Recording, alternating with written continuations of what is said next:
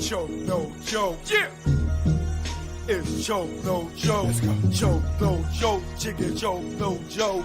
Choke no joke. Niggas choke no joke.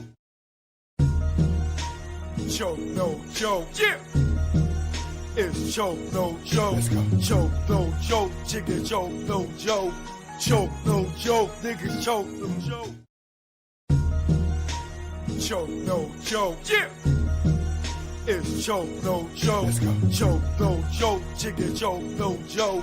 Choke no joke. Niggas choke no joke. Choke no joke. Yeah. It's choke no joke. Choke no joke. Chicken choke no joke. Choke no joke. Niggas choke no joke.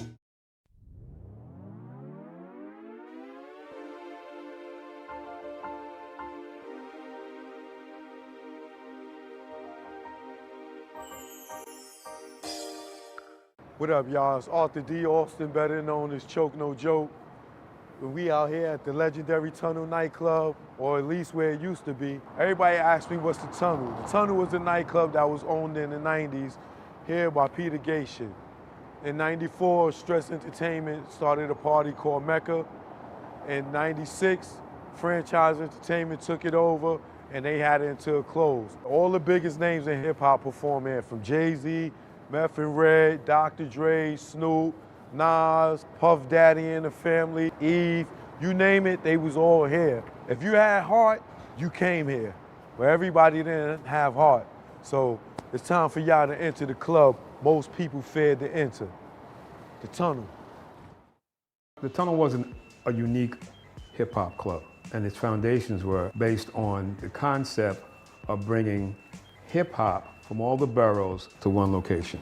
And it was the brainchild of Peter Gatien.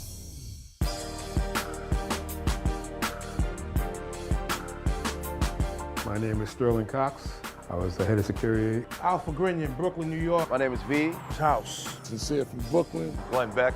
Jumping Lee, whatever Lee you want to call me. Omega. Ray Mack. Diamond. Craig. Candy. Big Box. Big Country. Ramona Diaz. Big Penna. Big CB. John Bass Raleigh. Sean Brophy, sound engineer. DJ Johnny Walker Red. MC Frank Jigger, the celebrity's choice. Choke No Joke, legendary videographer. Supreme Bigger Figure. Big Cap. The Warden. Big G, AKA the ringleader.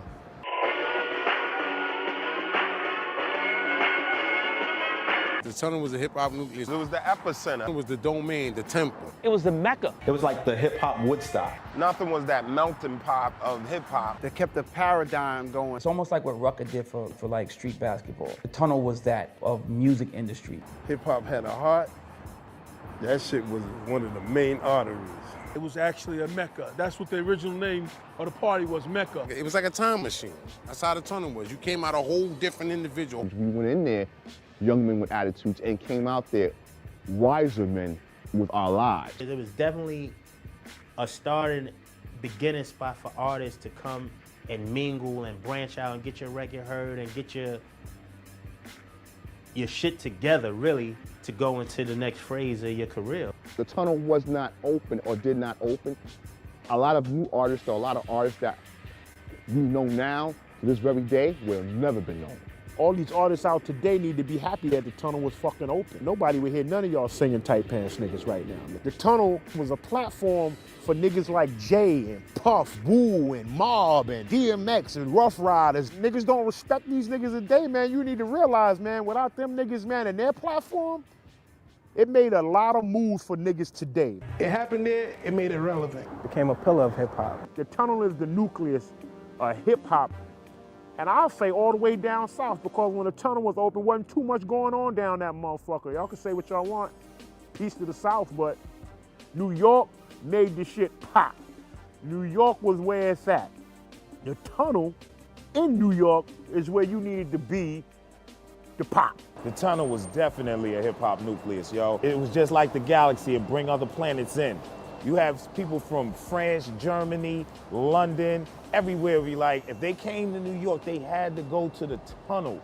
Hi, from here. I come here to meet you, and I'm going to all the place. I'm going to the Bronx, to Sedgwick Avenue with Cool Hook, to the party and see the and then I'm going to the tunnel. It was our barometer for, how we were really gauging records, and we were really, studying the behavior of the consumer. Saying it ain't just like how they do it now. You could just throw a record out and, you know what I'm saying, wait 8 weeks, 10 weeks, whatever for the shit to bubble. Niggas was putting them records on to see if them shits get that reaction.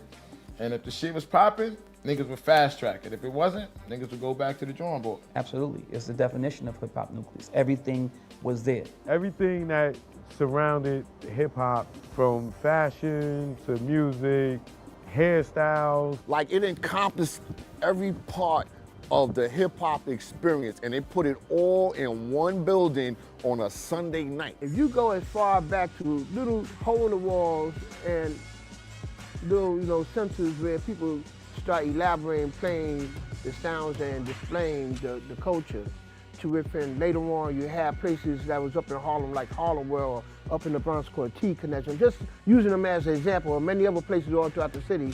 And then years later here come places like Union Square and Latin Quarters. The last of the Mohegans of for real hip hop had became the Tunnel. Tunnel was definitely a hip hop nucleus. It really was. And you gotta say, believe it or not, the wagon master was a one-eyed white guy from Canada, Peter Gation. Nothing will ever be like the tunnel. No joke, chiggy choke, no joke. Choke, no joke, chiggy choke, no joke. You know what it is. Keep on hating. You know what it is. Choke, no joke in the building. Y'all already know, truth be told, all day, every day, even on the holiday, even on your anniversary. All right? Choke, no joke, I'm here, man.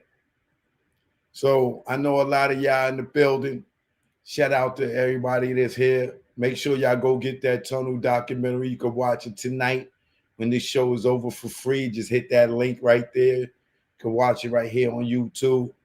Or if you got Apple TV, you can watch it there. If you like watching it on Tubi, you can watch it on Tubi. Amazon Prime, the choice is yours, baby. All right? Shout out to my man Perry Jones in the building. Michelle Frizzy up in the building. All right. Reese in the building. My man Dre Barnes in the building. Darius in the building. All right. Dodge J in the building. The all Freemen in the building. True Magic in the building. Fatima B in the building. Tyra Banks in the building. All right. We here now. Y'all know what it is. Lionheart in the building. My man Eric Monroe up in the building. Day Lee up in the building. Choke, no joke. I'm here, man. Who else in the building? Got Game in the building. Ramona in the building. What up, Ramona? AP, what up? Christian George, what up? 01 in the building. Rasan in the building. Bookkeeper in the building. They still coming in. All right. Choke, no joke. I see y'all. All right. Delaware in the building. Yeah, so I sat down this afternoon, blew my whole day for these 4 hours for this Diddy doc. Definitely wasted about, if that joint was 4 hours, I say I wasted about 2.5 hours of my life. I ain't get to go to the gym, things that I had planned for today. Because, I want to stay up on top of the current events, man,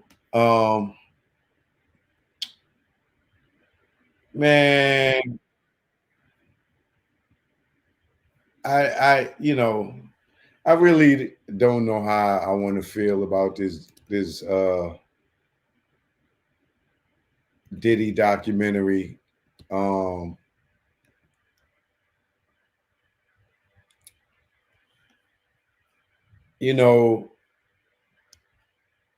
can I put it? it was a lot of regurgitated stuff in there.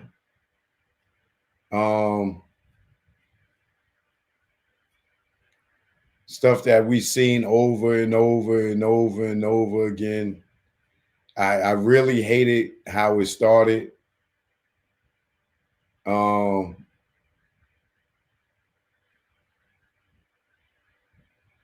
It just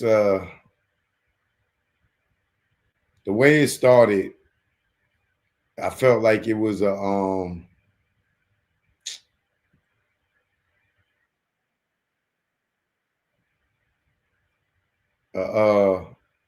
what do you want? Well, I don't want to say it. I'm trying to pull this up. I want to have a little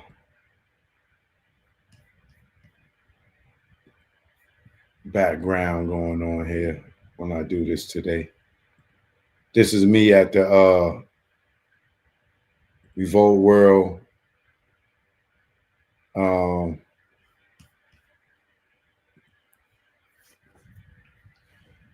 When Diddy had the Love album release party at Revolt World, I was there for that. So how the joint started off, I wasn't really feeling it, right? I felt like the first episode, if you didn't get to see it, was a whole remix of murder rap. And they just left out the part about Biggie talking about the Tupac stuff, you know, trying to put the Diddy murder on to put the Tupac murder on Diddy. And it was just like it was such a waste of time, bro. Hearing the whole Quad Studio thing all over again.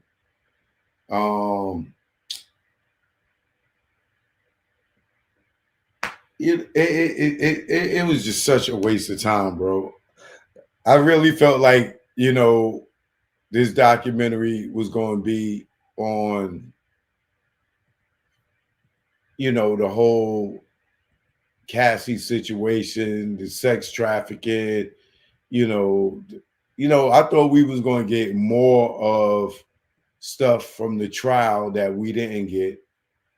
And it was a bunch of a wasted space, a bunch of wasted film, a bunch of wasted time on stuff that we already knew about.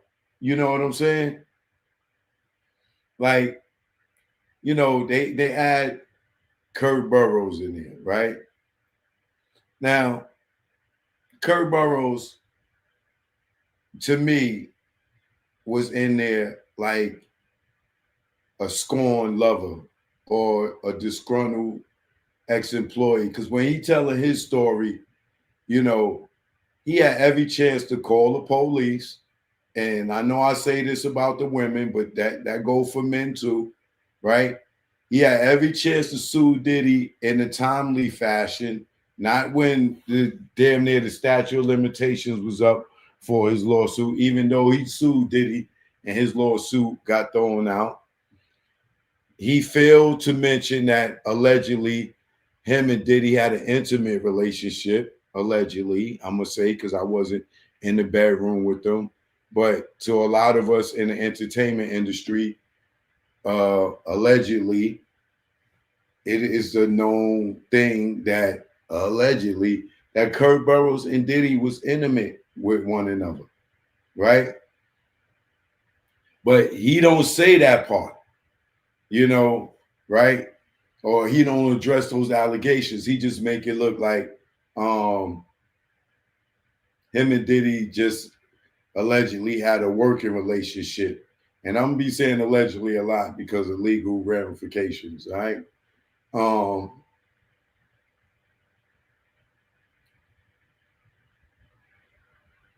That was my first thing. Kurt Burrows was all in it. And then that towards the end of it, he talking about how Diddy sexually assaulted him. So Diddy sexually assaulted him, allegedly, right? But you don't mention no facts that that allegedly y'all had a relationship or allegedly it was intimate allegedly. Diddy just allegedly sexually assaulted you. Like, what man goes around and allegedly sexually assault men if he don't know that the men are into men? So you telling me that he allegedly sexually assaulted Kurt Burrows and Kurt Burrows ain't murked this nigga? Like, he accepted it? He didn't go to the police? He just ate that. Pause.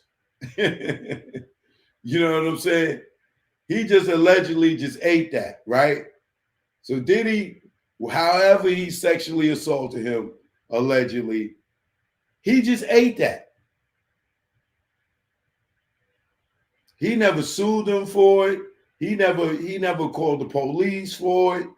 Like, he never cracked this nigga head. Or everybody's so scared of Diddy, like he is the big bad wolf. But you tell me this man sexually assaulted you and you did nothing? Completely nothing. But you get on this documentary and you say that he allegedly sexually assaulted you.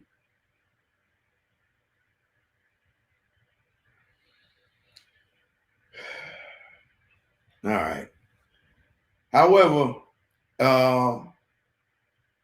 he also came out and talked about how he had 25% of Bad Boy and how Diddy allegedly came to see him with a bat and made him sign over his 25% and promised to give it back to him, right?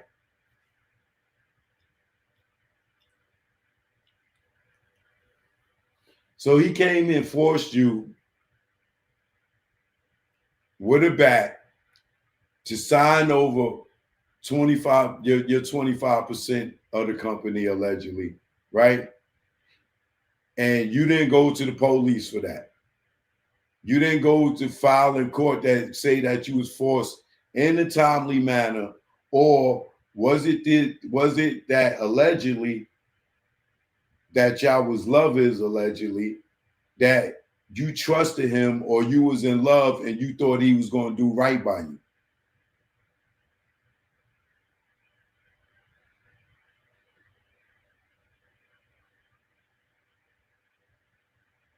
How about that?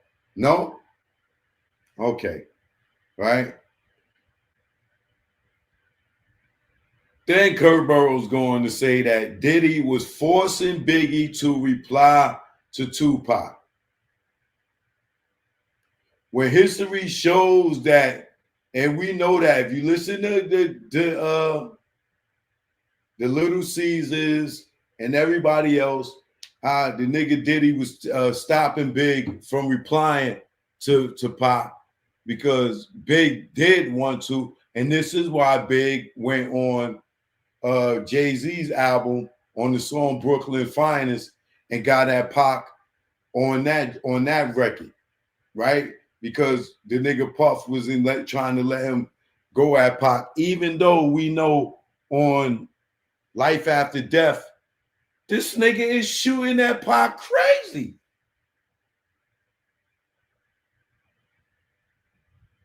On Long Kiss Goodnight, he's shooting at Pac crazy. I think Pray for my downfall.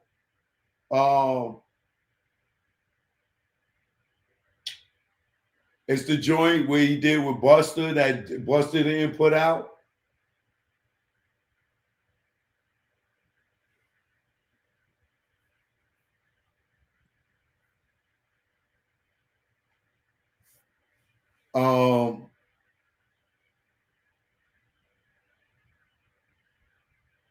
Brooklyn's Finest.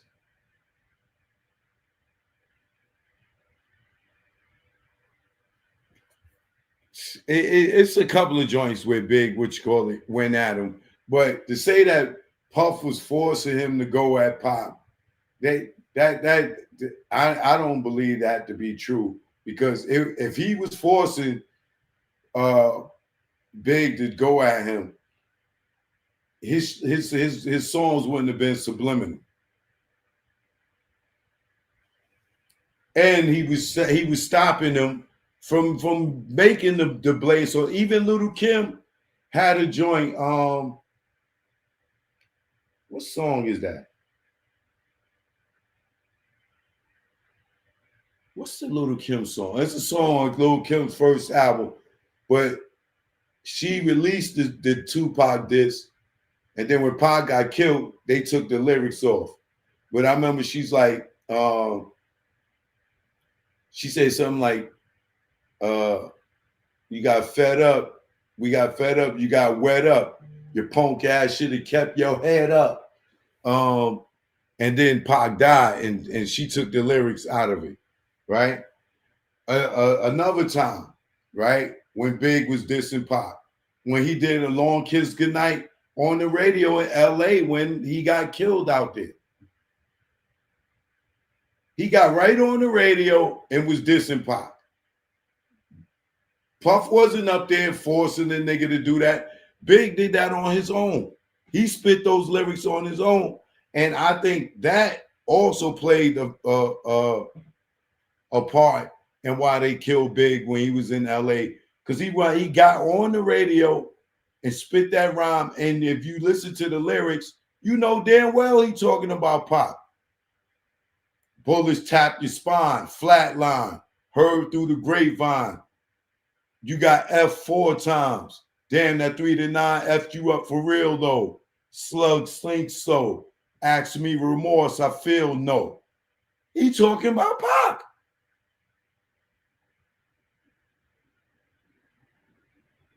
And then there's the thing that I think out of everything that got Big killed in LA the most is when he went on Rap City.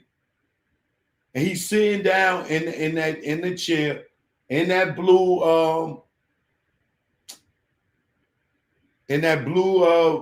Brooklyn Mint shirt. He go on Rap City, and they cut this out because they know this is what got Big killed allegedly, right? Big went on Rap City, and anybody that know Joe Clear, ask him. And then when I find this VHS, because I got it recorded on VHS before they cut it out,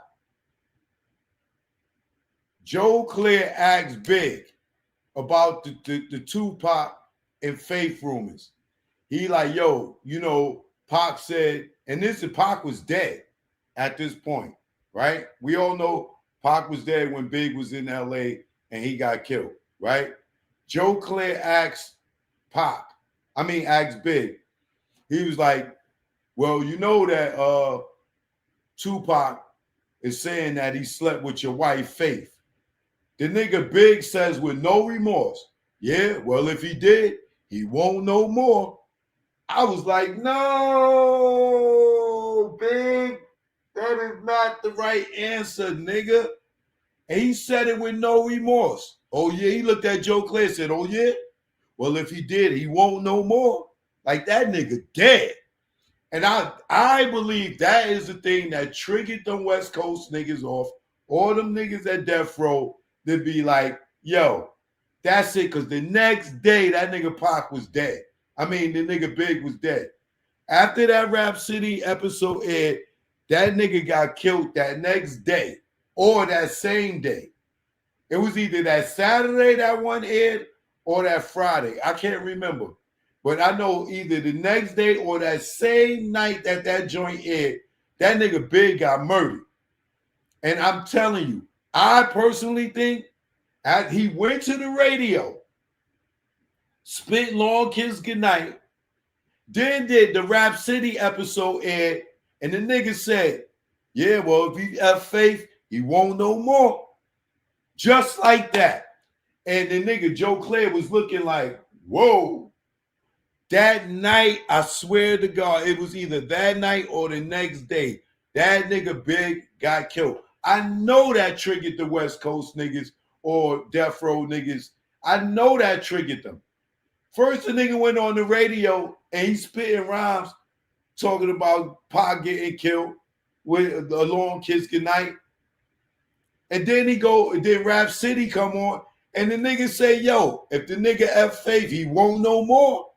And BT, after he got killed, BT pulled that part out. So they always show y'all that interview, but they never show the part where the nigga Big said, if that nigga did, he won't no more.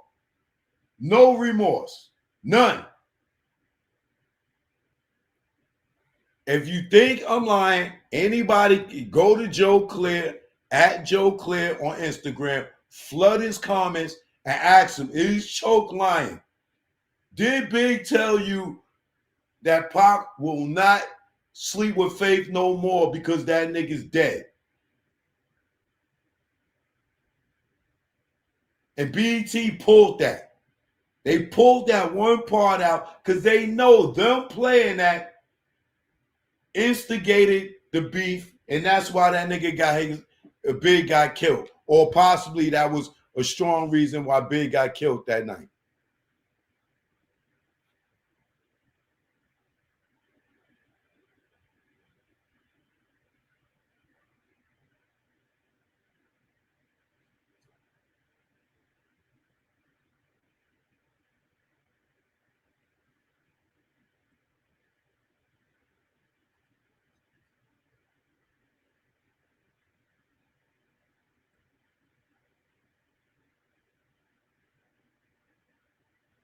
Make sure y'all go on Joe Clear Instagram and ask him, am I lying?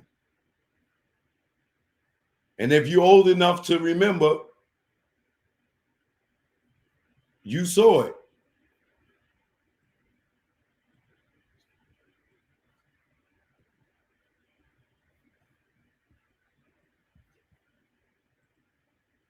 So when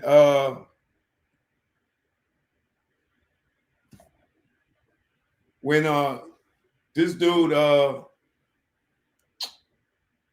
Kurt Burrows is sitting there making it look like Diddy forced Big to diss Pop, that nigga Big had his own mind and he was saying what he wanted to say.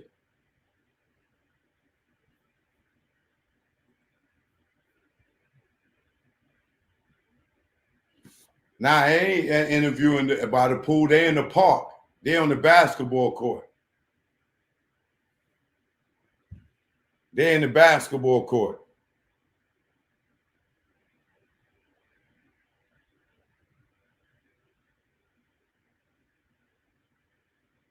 So the other stuff, right?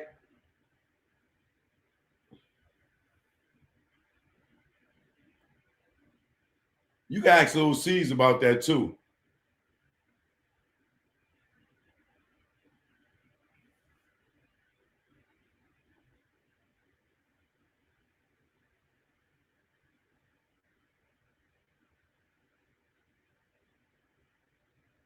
So that whole the whole first episode to me was a remix of Murder Rap.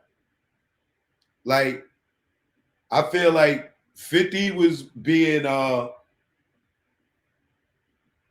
butthurt allegedly because Diddy slutted out his baby mama. And even though he trying to say it's because the nigga took him shopping, I felt like he did that whole Tupac thing because that had nothing to do with the trial. That had nothing to do with sex trafficking. That had nothing to do with him and Cassie or him and 50's baby mother. I felt like he did that to just try to, knowing that this trial is coming up. He tried to put that out there to try to put that Tupac body on Diddy.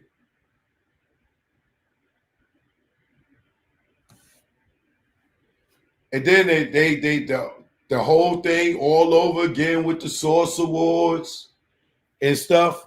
I'm like, yo, come on, man. How many times are we going to see this whole thing with the Source Awards over and over and over? Like, we heard this story over and over and over again, and they just going to keep regurgitating it, right? And this whole East Coast, West Coast, like, they wasted a whole hour reiterating the whole East Coast, West Coast beef, and then they try to make it look like the East Coast, West Coast beef started because Jake got killed in Atlanta, which had nothing to do with Diddy.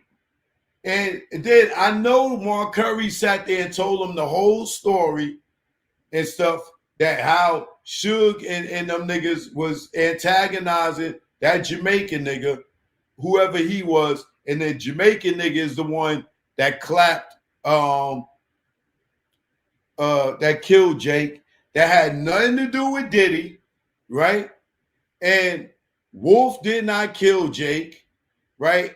And they just sat there and they chopped it up to make it look like the argument or the beef that ensued inside the spot, inside the club, with the Jamaican nigga, like it has something to do with Diddy.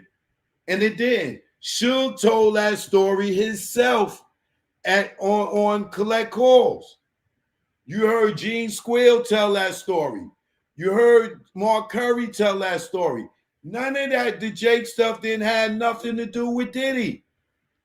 And they sat there and packaged it like that was the reason why this whole thing started when it wasn't. Now, you could probably say the Source Awards probably sparked the whole beef between the Bad Boy and the Death Row. But the incident that happened in Atlanta had nothing to do with Diddy. Diddy was there. Jermaine Dupri was there. Them niggas was there. But they chopped that whole story up and made it look like Diddy had somebody kill Jake, and that's what started the whole war. And I bet you Mark Curry told them the whole story, and they just chopped it up and made that look like that's what sparked the whole beef between the East Coast and the West Coast, when that wasn't even the case. And it's like 50 of them allegedly just trying to put the Tupac murder on Diddy, right? Now, even myself, we're not having as much information that I know now, was believing that narrative, right? Until, more information came out and more, then now I started seeing things different. And I believe, allegedly, that Tupac got killed because he was trying to leave Death Row. And I believe that Death Row allegedly had him killed.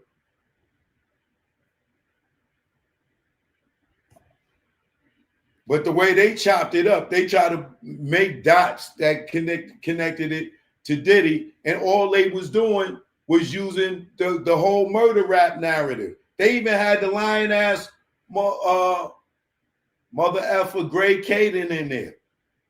And Gray Caden in there talking about, yeah, we was investigating Keefy D for the Tupac murder. No, you wasn't. No, you wasn't. You was investigating the Biggie murder. Young John was the Biggie murder, and Reggie Wright Jr. was the lead suspect in the Biggie murder. You went to Reggie Wright Jr. and he told you Southside killed Biggie in retaliation for not getting their money for killing Tupac. You got that from lying ass Reggie Wright Jr. And then you went to Keefy D because you thought he killed Biggie. You wasn't investigating Keefy D for Tupac. Yo, that whole thing, that whole first episode was a farce. It was bull crap. This dude, Greg K, talking about, yeah, we was investigating Keefy D for the murder of Tupac. No, you wasn't, nigga. Las Vegas is not even your jurisdiction. You was LAPD, lying ass devil.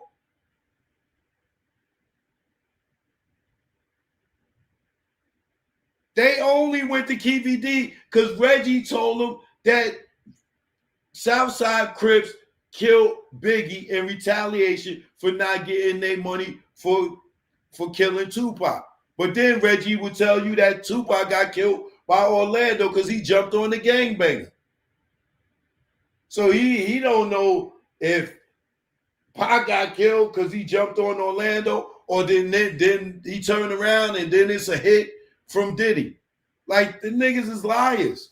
And then when Greg Caden went and accused Keefe D of killing Biggie and found out that Keefe D was with Biggie the night of when Biggie got killed. They was at the Peterson Museum.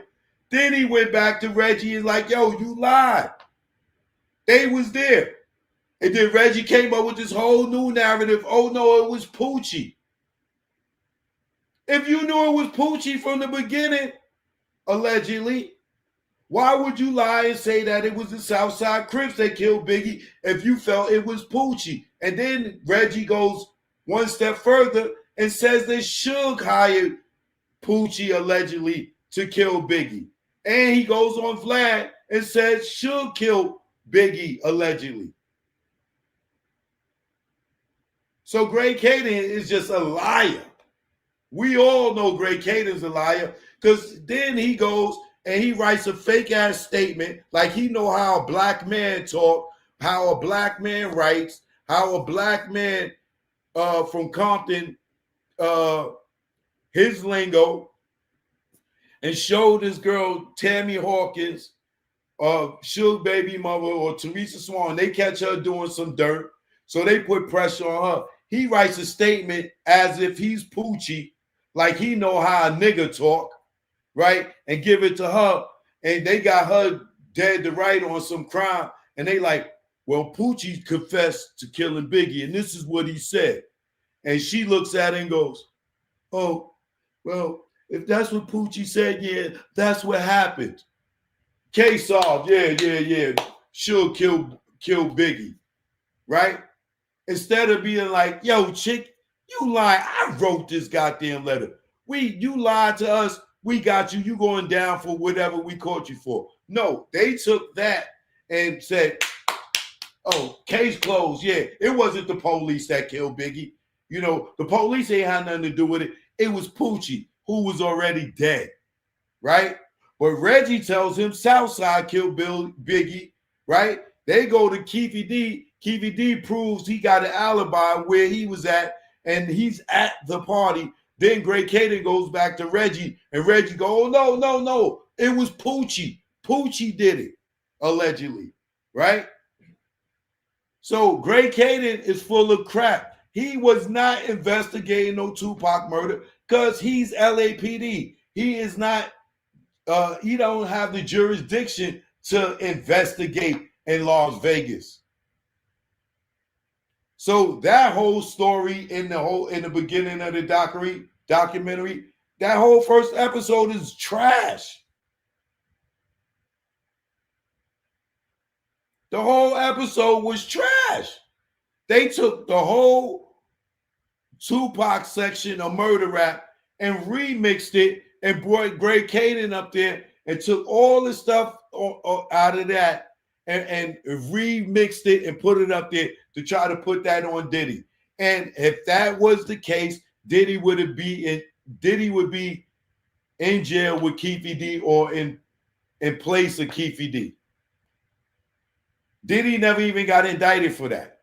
They just trying to spin that whole narrative again in this story, which probably was some filler because they probably just ain't have enough footage or enough story to as we see, they ain't really touched too much on what the case was about. They bringing up all this old ass stuff. Not sex trafficking, not the Rico case. They ain't talk about how he beat anything.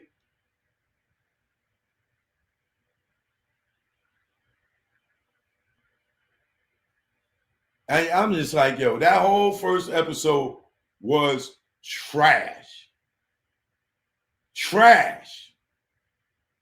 Like it was I'm telling you, it was just a remix of Murder Rap. Without the Biggie part.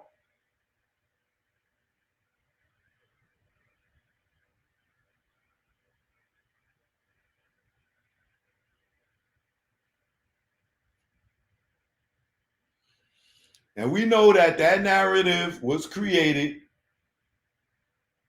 so LAPD could cover their butt from not what you call it, making it look like no police was involved so they didn't get sued by Mrs. Wallace.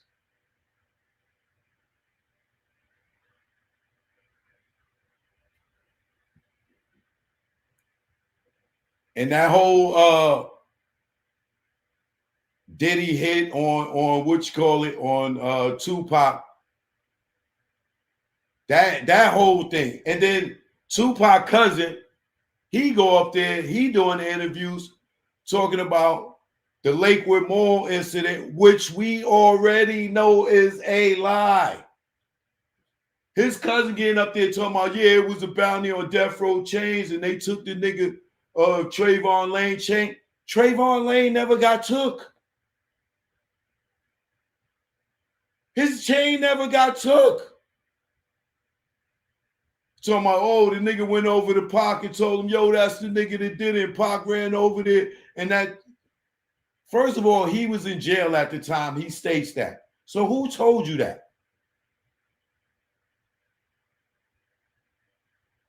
That whole chain incident was a narrative that was drawn up allegedly by Reggie Wright Jr. and them, and Death Row allegedly. We already know K-Dub said the chain never got took. He was there. He said the chain wasn't over. The fight wasn't even over a chain. We all know the fight was over set tripping, allegedly. Because Orlando ran into Trayvon, and Trayvon was from Long Beach. Orlando was from Long Beach originally. And they seen each other, and they was Long Beach Crips, allegedly. And when Trayvon moved over to Compton, he became a blood. They seen each other. He was down Mall Paru, and this nigga was still a Crip. And that allegedly is what caused them niggas to have a fight. The chain just came off in the scuffle. Trayvon chain was never took. That was a narrative and allegedly in the setup of Tupac. That was the story that they came up with to make it look like why Tupac went and rushed Orlando, which Suge told me that Trayvon told Pac, yo, there go them niggas from Bad Boy. That's the nigga that they hired. That's the niggas they hired Bad Boy to kill you. And that's why Pac took off and ran and rushed to Orlando. You think Pac would have risked his goddamn his bail for a nigga chain?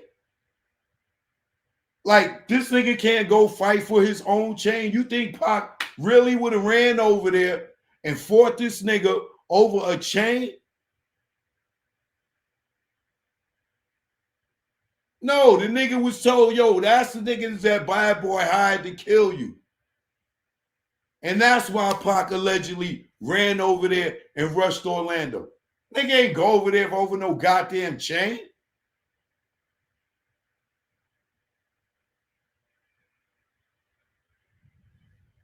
Tupac cousin, he just talking about something that he heard. It was no bounty or no death row chains.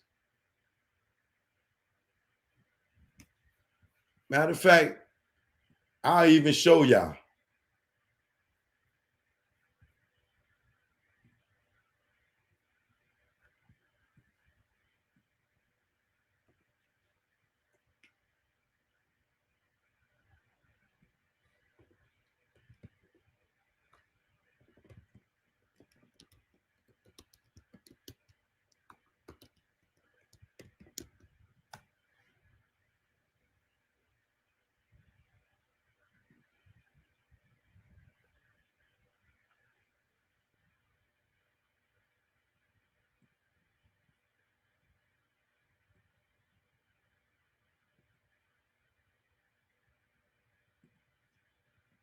Copyright disclaimer under Section 107 of the Copyright Act 1976, allowance is made for fair use for the purposes such as criticism, comment, news reporting, teaching, scholarship, and research. Fair uses of use permitted by the copyright statute that might otherwise be infringing non-profit educational and personal use tips to balance in favor of fair use. I'm using this under fair use to criticize, comment, as well as research in this Tupac murder, right? As well as news reporting in this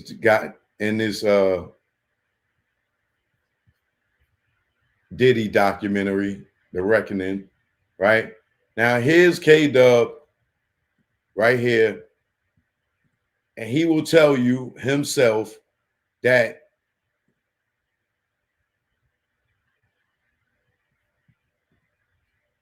the fight wasn't over a chain, nor did the chain get took. That's allegedly a Reggie Wright narrative as an alibi to why Pac got killed.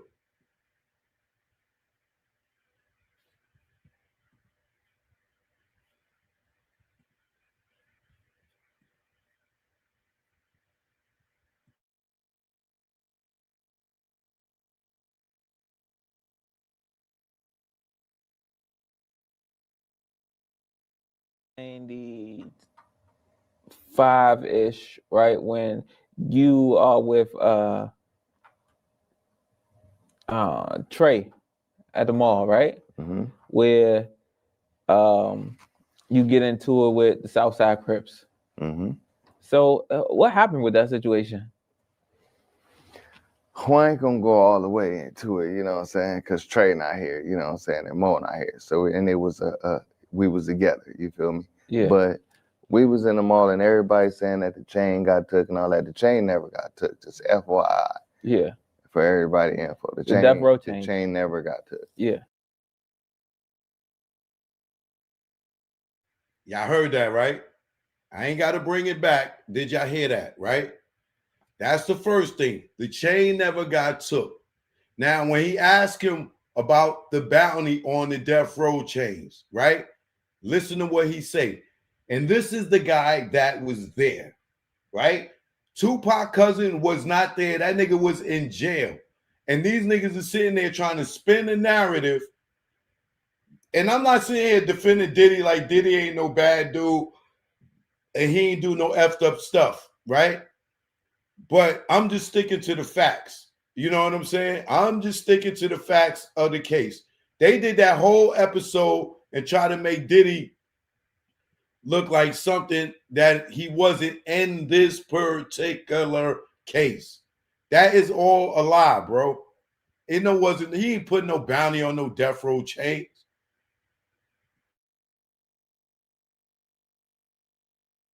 Because Trey not here, you know what I'm saying, and Mo not here. So, and it was we was together, you feel me? Yeah. But we was in the mall and everybody saying that the chain got took and all that. The chain never got took, just FYI. Yeah. For everybody info. The Death Row chain never got took. Yeah. Trey's chain. Trey chain never got took. We left with the chain. Did all three of y'all have chains or no? No, he was the only one that had one on. Okay. He was the only one that had one on. But the chain never left. Yeah. But what happened with that day at the mall? Because they said you guys are just at the Lakewood Mall, y'all hanging out. It's just y'all three. I ain't gonna do that one. Okay. Because me and him gotta do that together. Okay. So that's why I said that. Yeah. I mean, well, you got so many people that have talked about it and described, like Reggie has described it, Mom James described it, Snoop described it. But I mean, how can people describe something when they wasn't there? I don't know. Y'all heard that? Reggie described it, Marv James and Snoop, and he's telling you that's a lie. They wasn't there.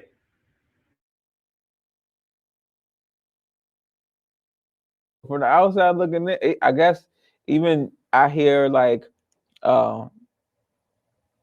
guys that knew, like Keefe D described what was going on at that time and what happened. I don't know if he was there or not. He wasn't there. Yeah.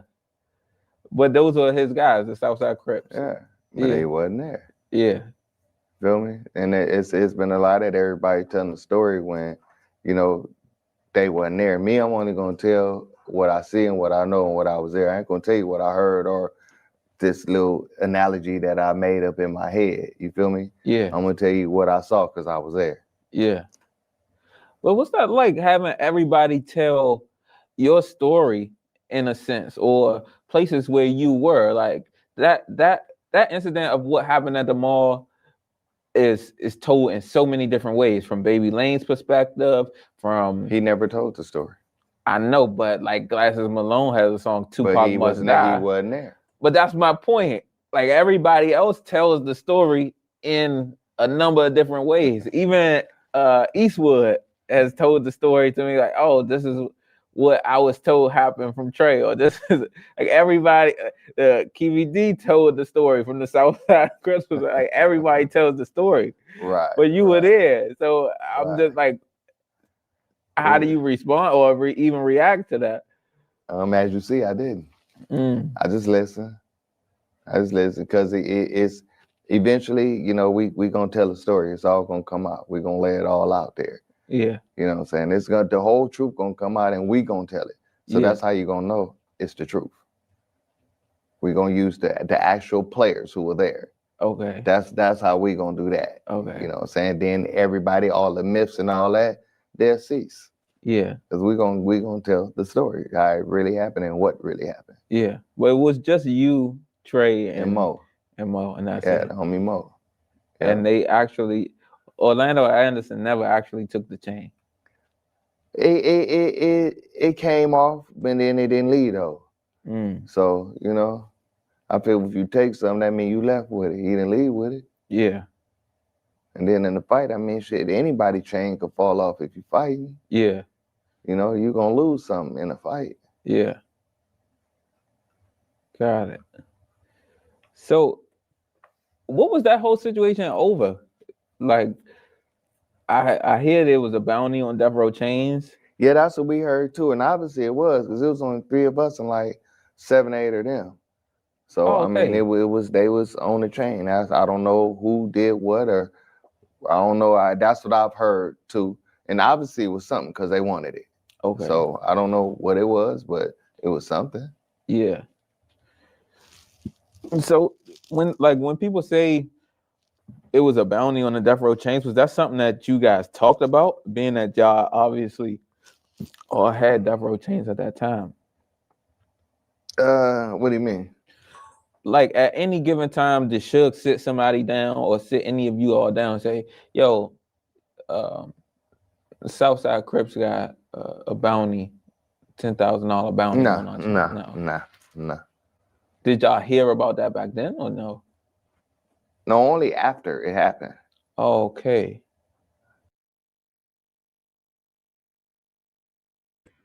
You hear that? So Suge never told nobody. There was no awareness that there was a bounty for the Death Row chain. But when they hear about it, after the fact. And why you think they hear about it after the fact? Because it's the fucking alibi, right?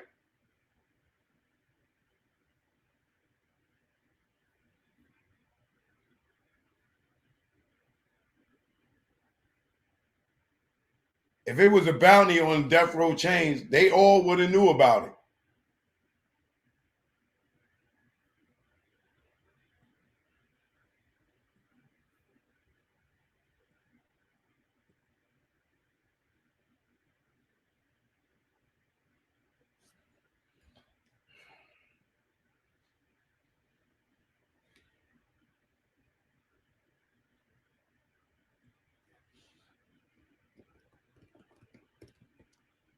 All that became the alibi. That was the play to make it look like allegedly Pac wasn't set up.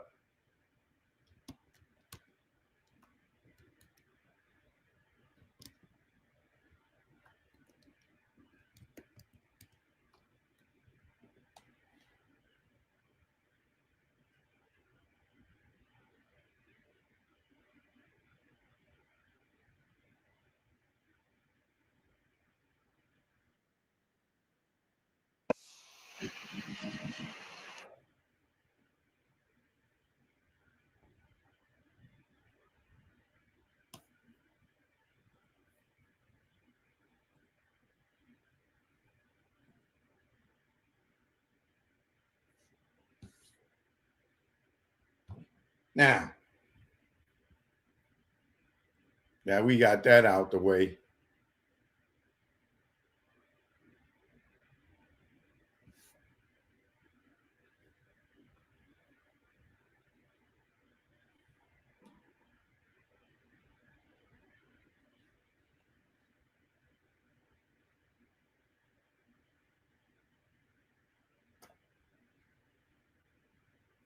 Once again, getting back to Kurt Burrows, right?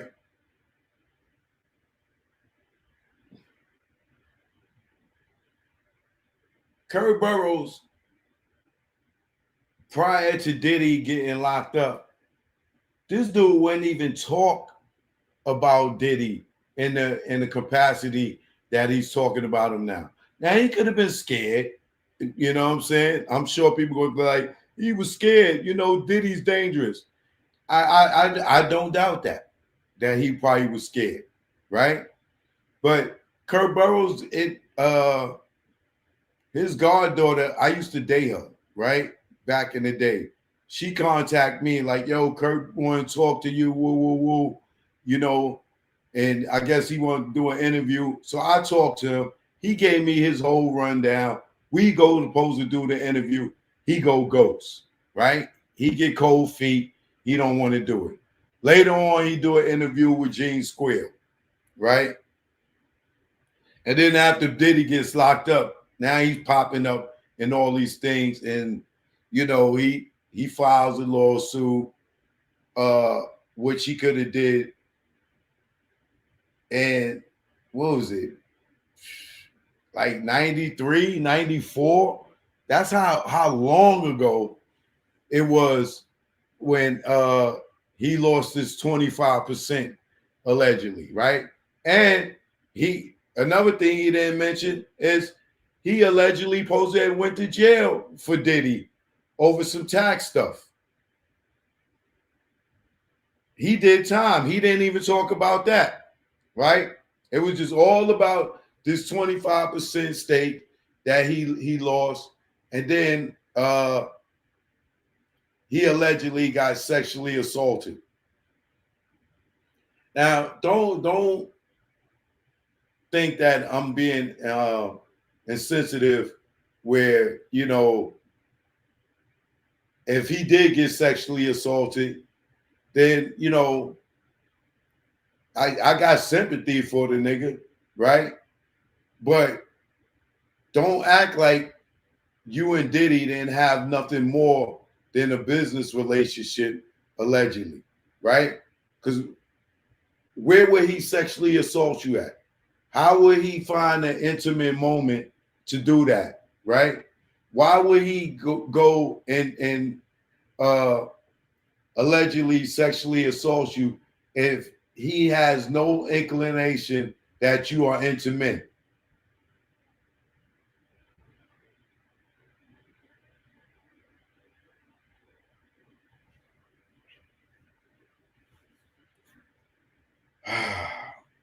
Yo, man. See, and this is part of the problem in this industry, right? And I know everybody's not me, right?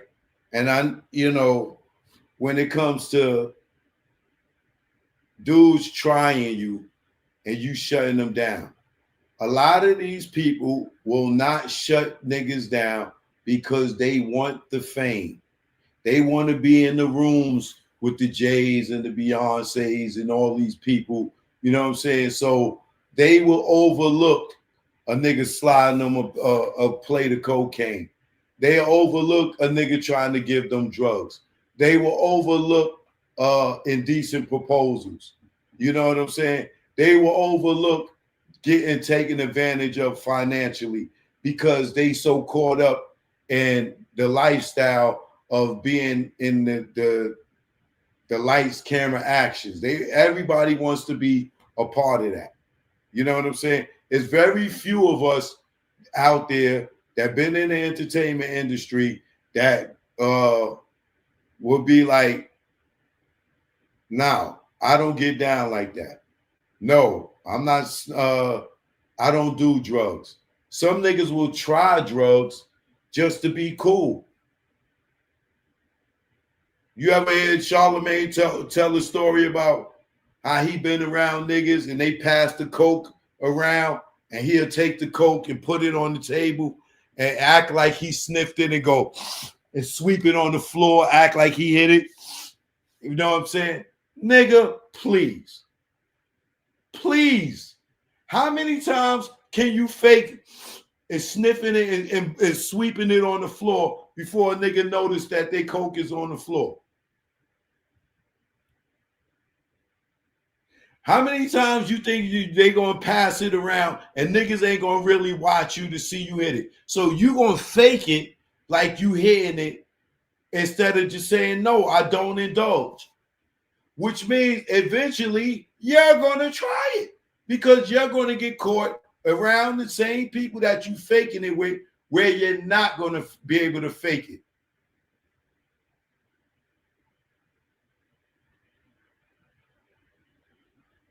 Nigga sitting here talking about he will fake, like if the coke is here on the table, he gonna go like this and sweep it on the floor. Okay, yeah, you got away with that one for the first round. What are you gonna do when they double back and they coming around with the second round or at the next party or at the party after that? You can't tell them you don't do coke because they seen you hit it, whether you faked it or not.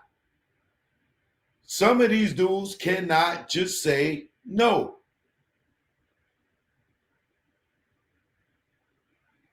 Because they want to be cool. They want to be in the club.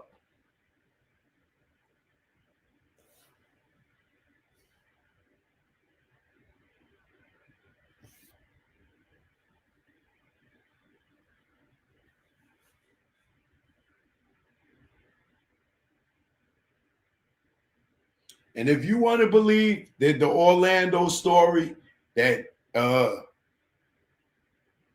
Diddy put a hit out on them and that's what happened to Pop, this, that, and other. If you believe that, right, then why did Death Row never have retaliation on Keefe D in Orlando?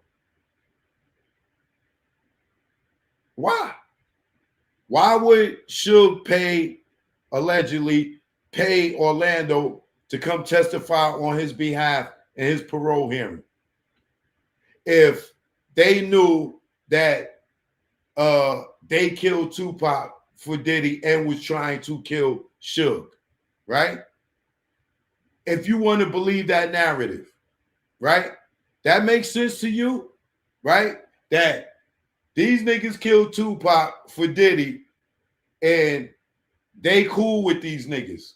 Reggie sits down and have a meeting with Keefe D in Orlando. Get this nigga 60 bands to go testify for Suge. But they know that these niggas killed Tupac for Diddy, allegedly. Right? That makes sense to you?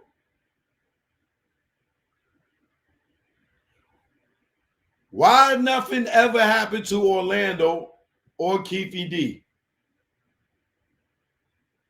Or T Brown or Drake? Like, you telling me these niggas was that bad that they killed Tupac for Diddy, but Suge and them and Reggie and them is still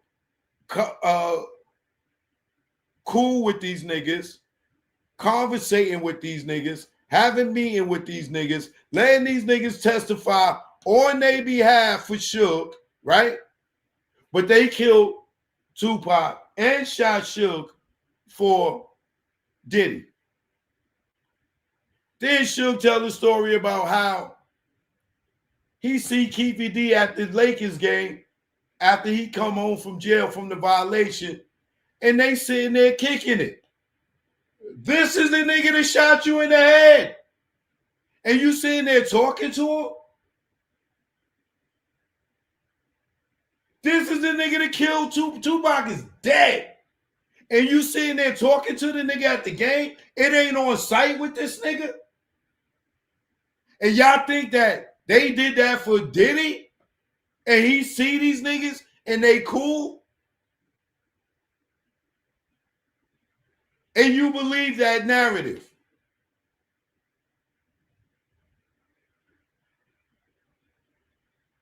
You believe that they killed Pop and shot Suge, and Reggie Wright Jr. is sitting there getting Keefy D interviews with Vlad, Art of Dialogue, Cam Capone, helping them niggas get money, and he getting the cut of it, right? They over there getting money together. 25 years later,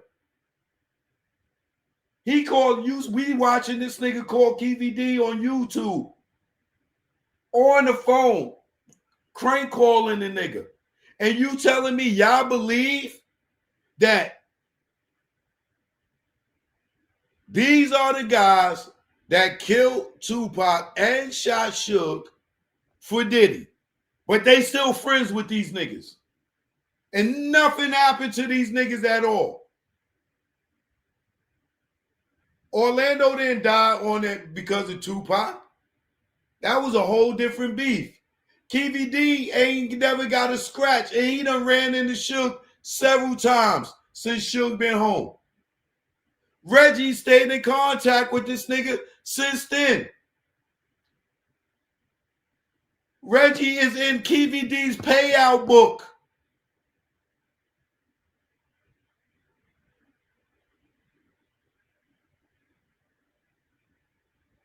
They allegedly was selling drugs together.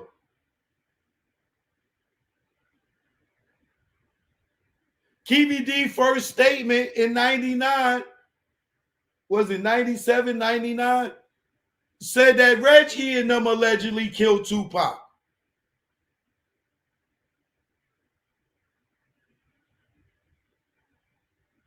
Let's not be dumb here, man. You telling me Reggie is being Keefy D's publicist, getting this nigga interviews and shit, right? But he knows that this is the guy that killed Tupac and shot Suge. Who is that making sense to, y'all?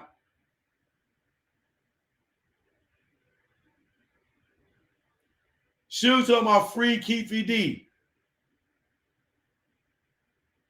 But this is the nigga that supposed to shot him in the head. And then y'all believe the fact that Suge talking about he got a bullet stuck in his head. Come on, man. Do you see a mark on his head? That nigga head is smooth as a baby's ass. This nigga Dame got hit in the head with a blackjack. You still see the scar on that nigga head to today.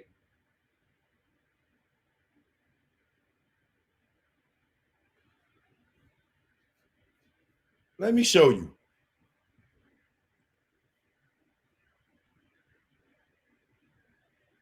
Watch this.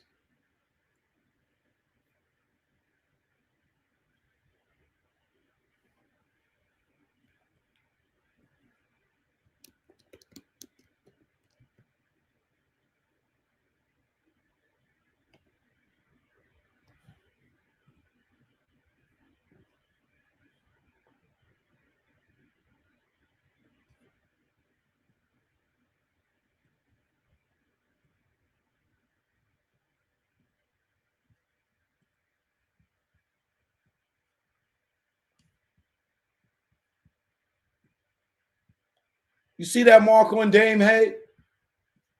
That happened in 2000, maybe 3, I think it was, when he got hit in the head with a blackjack. That shit won't go away. He still got that to today. Whenever you see him do an interview with anybody, look at his head. That thing been there ever since. You telling me Suge got a bullet still stuck in his head and he ain't got no mark?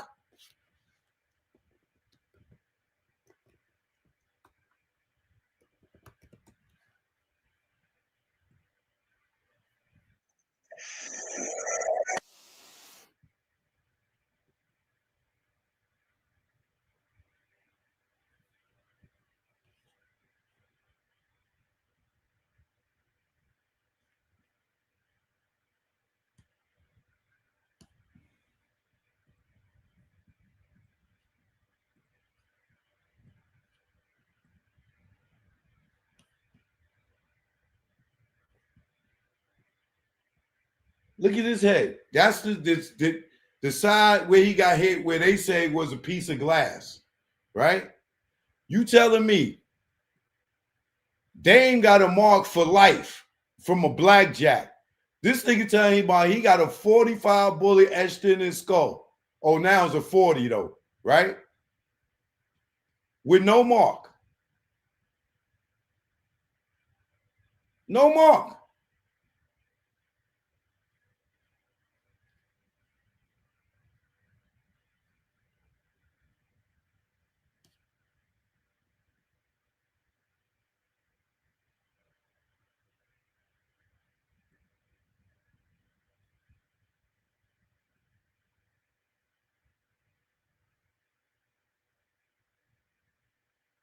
Not a scar, nothing.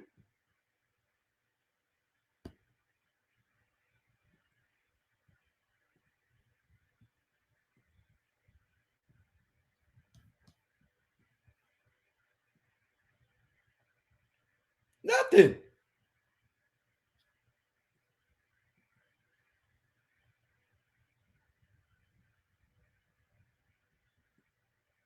Nothing.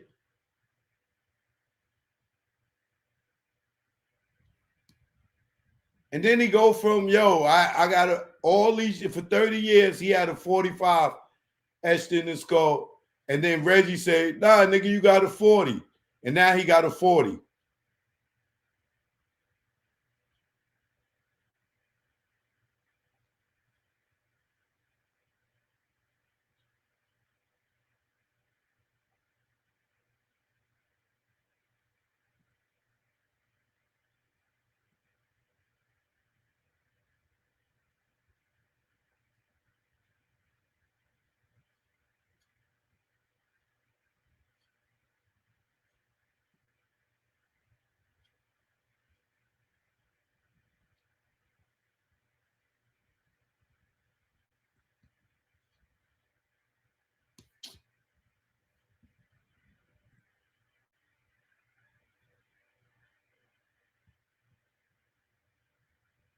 Just another angle.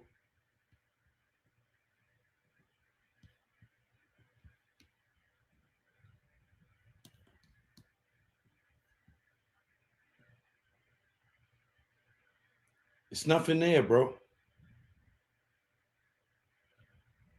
Can you imagine a bullet lodged in your head and it's nothing there? Nothing? Not a scratch, not a birthmark looking thing. I'm telling you, Dane got cracked in the head with a blackjack. And he still got the mark to this day.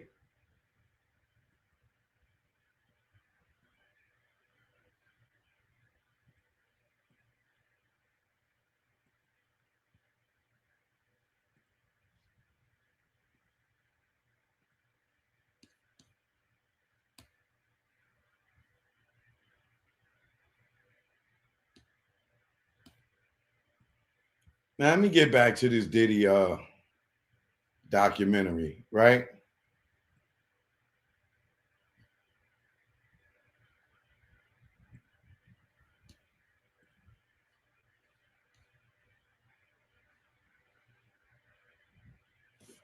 Now,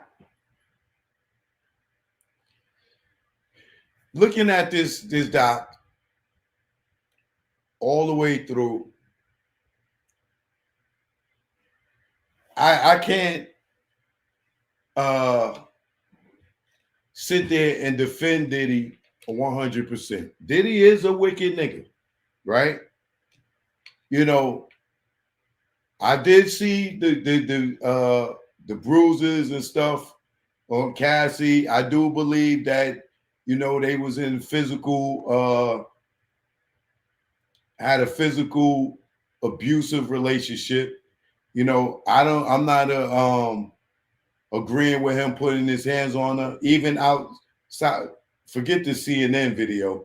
You know, there's enough encounters where people seen them fighting, whatever. You know what I'm saying? And I'm not going to give him a pass because of drugs. Because there was a lot of drugs showing in the documentary. I do believe he was getting high. You know what I'm saying? I do believe that people may have had spiked drinks and things of that nature because of Gene Squill letting it be known that he was aware that drinks was being spiked, and he still kept his job there. And that's what I'm talking about. He was law enforcement, knew that drinks was being spiked, and didn't report it. He was law enforcement, knew drinks was being spiked, and still continued to work there. Why? Because niggas don't want to give up the lifestyle.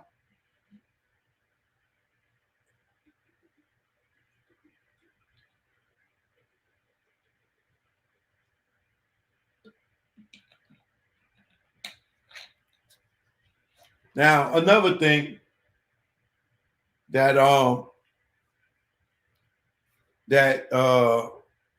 took place in the documentary was the dude Little Rod. Right?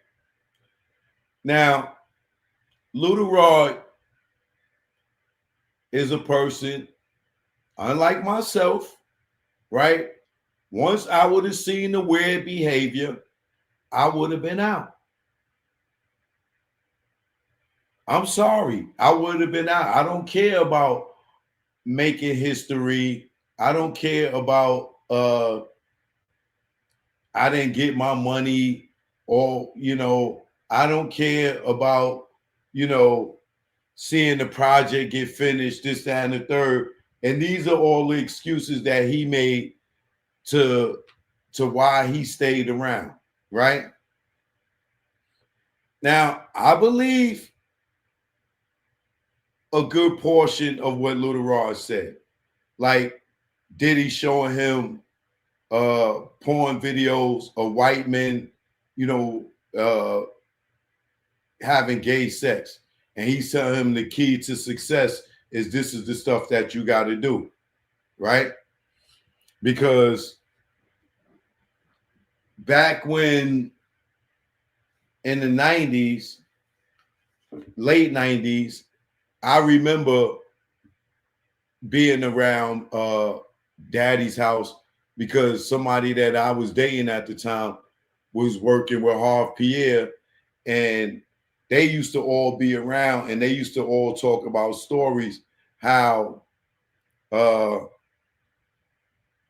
ain't gonna throw the nigga under the bus, but the rapper that had the dildo in his bathroom, how allegedly they would sleep with white men, and this is where how they was getting so much money, right? Allegedly, right? Because if you remember, that rapper, that nigga had mad jewelry, mad stuff before his album even dropped.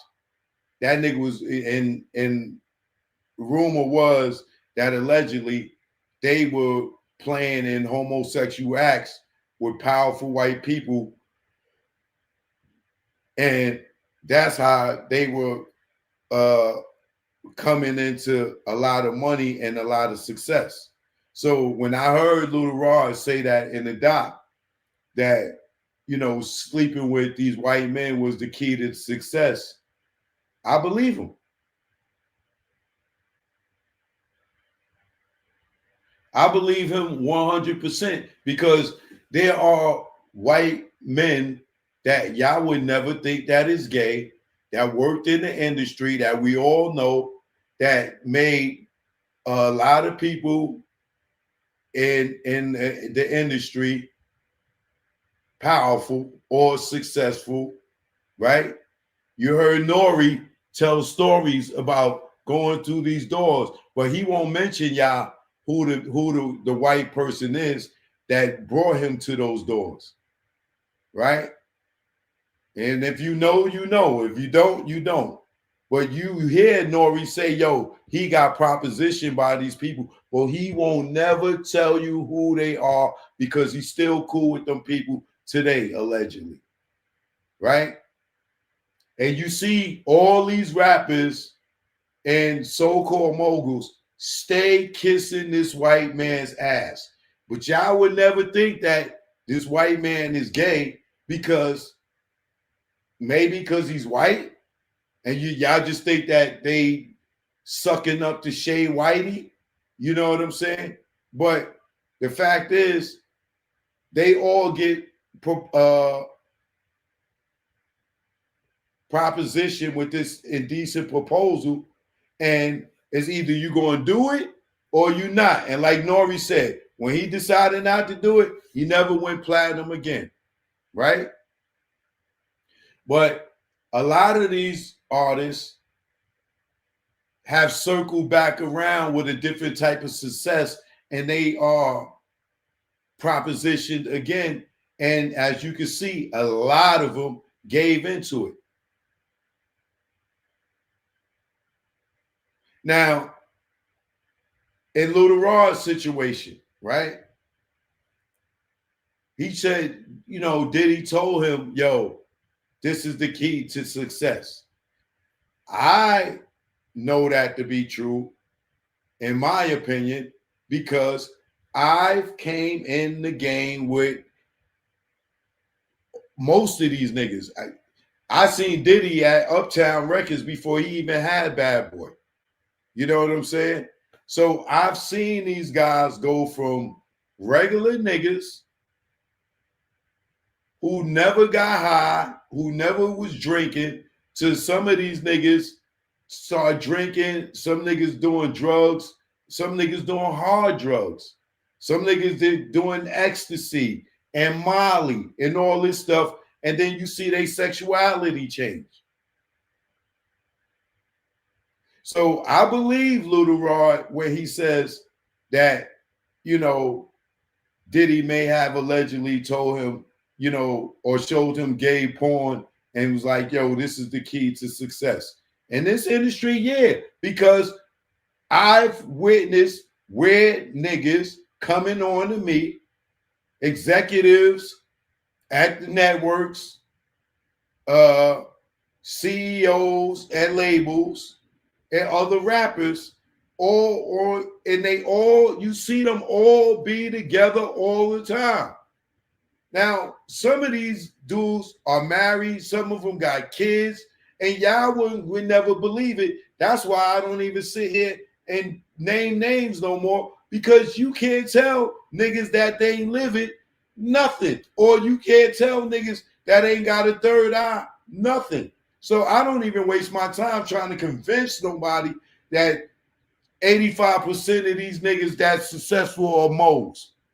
I ain't even got no time to be trying to convince nobody of nothing. If you believe it, you believe it. If you don't, you don't. I just know to stay the F away from niggas and just be happy with what I get. I lost the appetite for being a multi-millionaire or being a billionaire because I know what comes with it. And unless I can just hit me a lick doing what I'm doing, I'm fine. I don't need to be hanging around any of these goddamn weird niggas. Because most, like I said, 85% of them have succumbed to it. Now, when you look at Lil Rod in the documentary, he says, you know, he wasn't the type of nigga that was getting high and all that stuff, but at times he found himself drugged, right? And sometimes he will wake up and don't even remember what happened.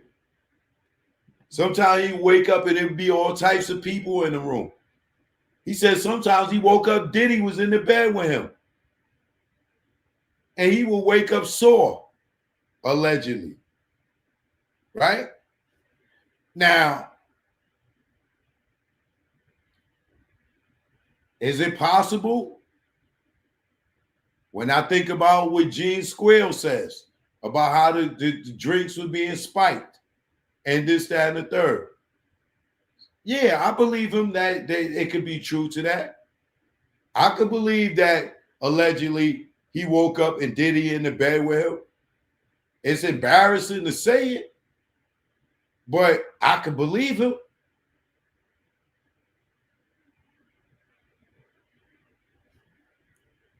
But where I draw the line at with people like Little Rod is, okay, you wake up and the nigga in the bed with you. When do you quit? When do you call the police? You know, if you saw in your culo and you ain't knowingly have sex with a dude and let him run up in your back pockets, but you wake up to a nigga in the bed with you and your back pocket is ripped or sore, however you want to call it, why continue? And what he said, oh, I wanted to finish the album, you know, because, you know, the nigga promised me a house next to his. Oh, the nigga said that I'm going to get a Grammy. So you sacrifice your integrity, your manhood, because of fame. Because you promised the world. You love being amongst the elite, the yachts, going to different places. So you wake up and allegedly another man is in the bed with you and your bunkie is hurting and you stay there. How am I, me personally, how am I to feel sorry for you when you didn't take action right then? And I'm not doubting that could have happened, right? But where's your action? Why you ain't bust this nigga in his head while he was sleeping there? You know you was touched. But you worried about the project. You worried about feeding your kids and all this other stuff that he said. That part, I just don't get. You worried about making history and making money.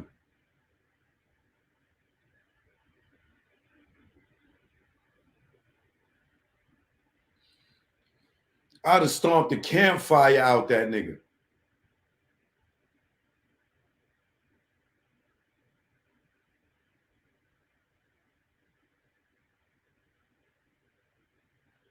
Same thing with Cassie.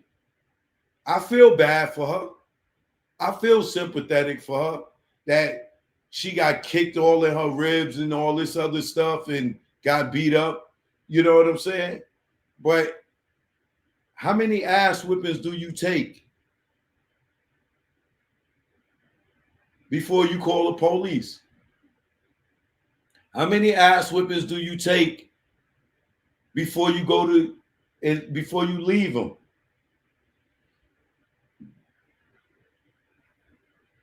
How much drugs do you consume? I'm not saying Diddy's an angel. That nigga's far from an angel. He got his demons. We seen it. I see it. You know, and I believe a lot of the stuff that these people are saying. And I'm sympathetic to them until a certain point. At that point is how much do you consume? How much do you take before you walk away? If many of these people would have put Diddy in jail years ago, it may not be the next person. But if you keep letting him get away with all this different stuff, right? Then there's going to be another victim. And everybody wants to seem to me, everybody cares more about the fame and the money than their own well-being, which is crazy to me.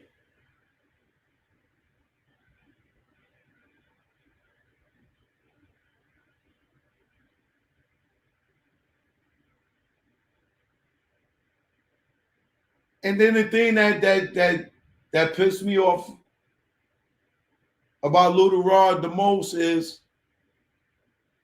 the dude said he knew what was going on, but he was just faking the funk to get his money. And if you're not familiar with the term faking the funk, meaning he was acting like he was with the program just so he could get his money.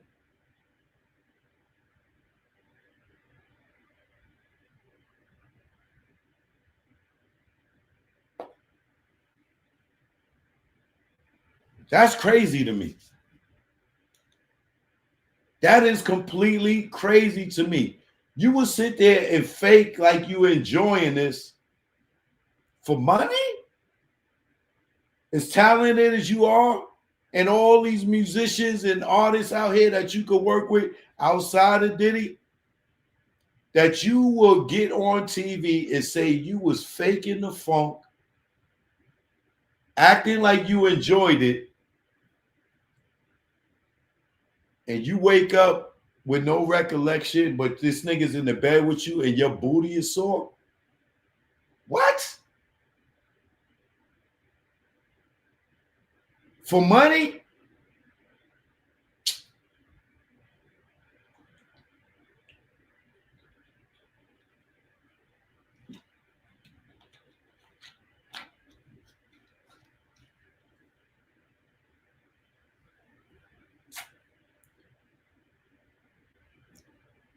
That was an ill ass statement. He was faking the funk. Wow.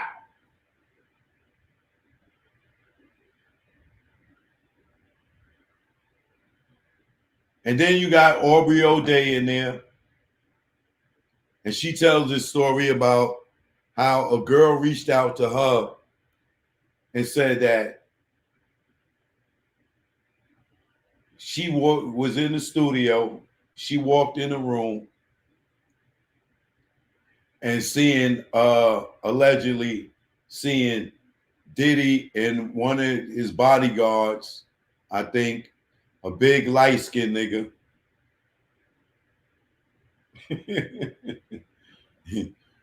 You wonder who that was, right? Saying they was running the train on him, right? And saying Diddy was hitting it from the back, and she was giving the big light-skinned dude oral. And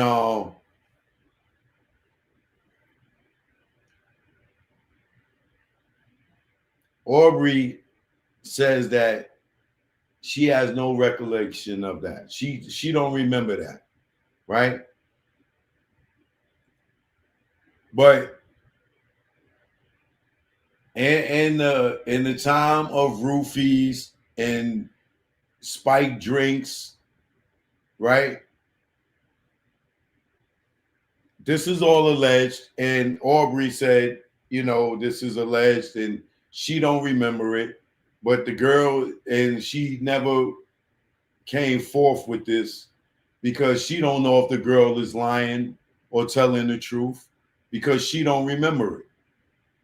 And she said that she did go to one of the dudes that was working at Bad Boy at the time and telling him the story, this, that, and the third, right? Once again, even with that, could that have happened? Possibly. When we dealing with people that's playing with drugs and spiking drinks and knowingly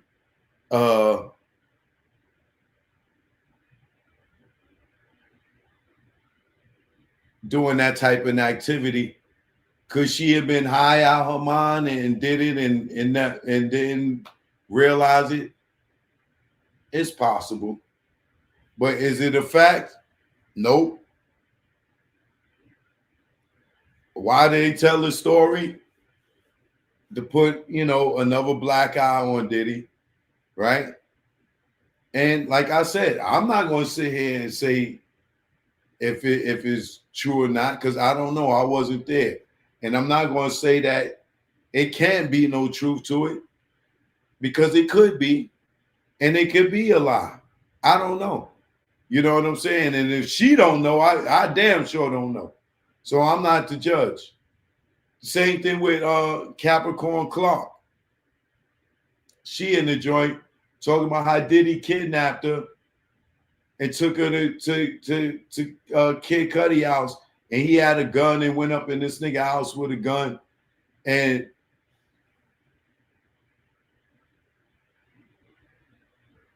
even with that, right? Him kidnapping her might be a little stretch, right? Now, she may not have wanted to go, but and I can see Diddy like, yo, you knew Cassie was with this Kid Cudi nigga, you was hanging out with him and you didn't tell me? Take me to that nigga house. Take me over there. But for her to make it look like Diddy kidnapped her, tied her up, threw her in the trunk type of kidnapping, that I don't believe. Him forcing her to go with him, I could believe that. But for her to use the word, yo, he kidnapped me, that and then you stay working with the nigga, and you didn't quit, you kept your job, this, that, and that, but he kidnapped you. See, stuff like that, I can't jack that type of story. Did he force you to go? I can believe that. Did you not want to go? Yeah, I could believe that too. 100% I could believe you didn't want to go and be a part of that. But saying that he kidnapped you, no. And this is why the jurors, they in the documentary, and they say the same thing. With Capricorn Clark saying that Diddy kidnapped her, how they couldn't convict him on that, because that's a stretch. You worked for the man prior to that, and you continue working with him after that. You sneaking around with Cassie, knowing that she's cheating on this nigga. You hanging out with Kid Cudi with her, and this, that, and other. And Diddy finds out she's cheating, and he finds out that you knew about it, and tell you, yo, take me over there, or we going to that nigga house. Now he kidnapped you. No, he didn't kidnap you. He forced you to go. Now, had he dragged you out the house or handcuffed you and threw you in the trunk and kidnapped? If he like, yo, you going with me and you go with him, I can't call that kidnap, because you stayed with him plenty after that.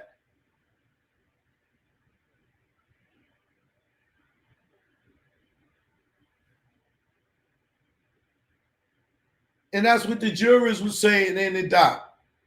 You can't. This is why they said they didn't convict Diddy on the coercion and the RICO and the sex trafficking, because you cannot complain and stay.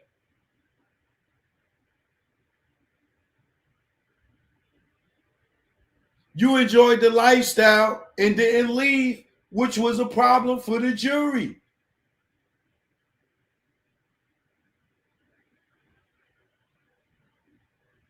And had they called the police on many incidents or quit the job, then he wouldn't have been found not guilty. He would have been guilty. But most of these people complained and stayed.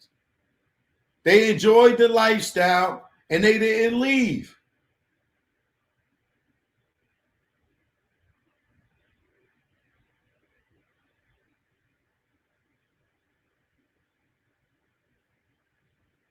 Which brings me back to Kurt Burrows, who said Diddy was abusive to him in sexual deviant ways.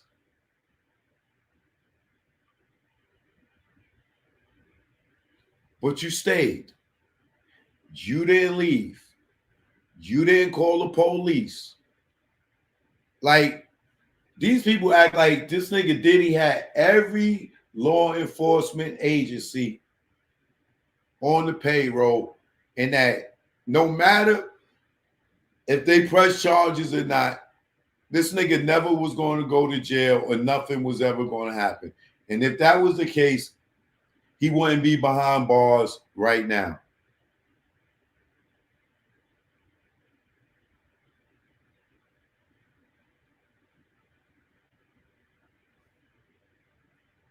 And the thing that bothers me with the Kurt Burrows and all these guys, like, why don't y'all mention y'all sexuality? Because if you sit there and you be honest about your sexuality and all the stuff that you may have indulged in the entertainment industry over the years, your story will be more believable. But you can't sit there like the rest of these niggas in the industry and hide their sexuality and act like these niggas is straight and then talk about how these niggas is doing weirdo stuff or niggas is taking y'all niggas bunkie. Like, y'all don't indulge in that lifestyle or never have indulged in that lifestyle. Which don't give a nigga a right to take your back pockets. I'm never saying that. But if you was honest about your lifestyle, then people would be more compassionate to you and would believe you. But when you sit here acting like, oh, this nigga that took the back pockets of a straight man, it's kind of hard to think that you wouldn't bust this nigga in his face or have somebody stomp this nigga out or go to the goddamn police.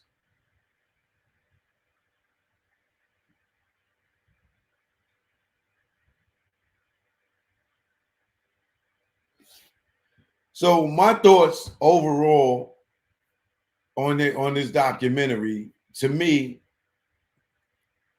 it wasn't really much that we never heard before. We heard 85% of it.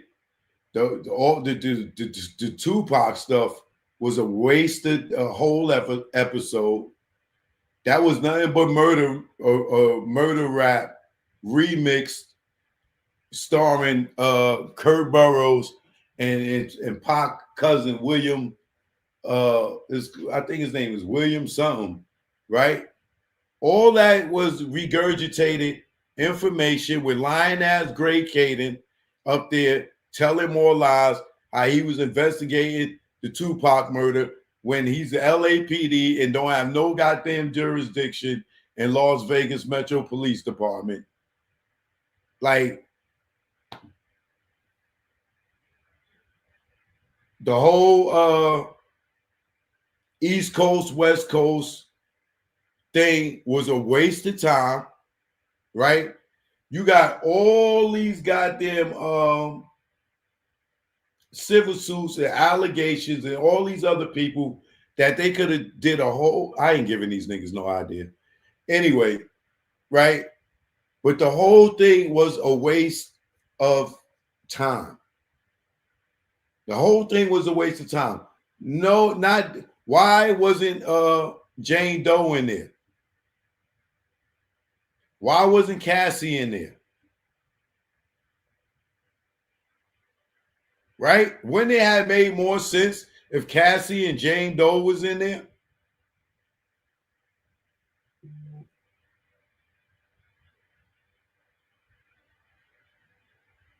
Then they try to make it like he killed Biggie.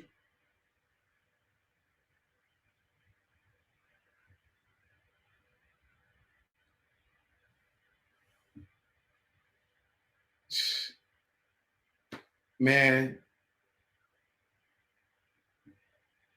if you want a rating from me on that documentary, I'll give it a D.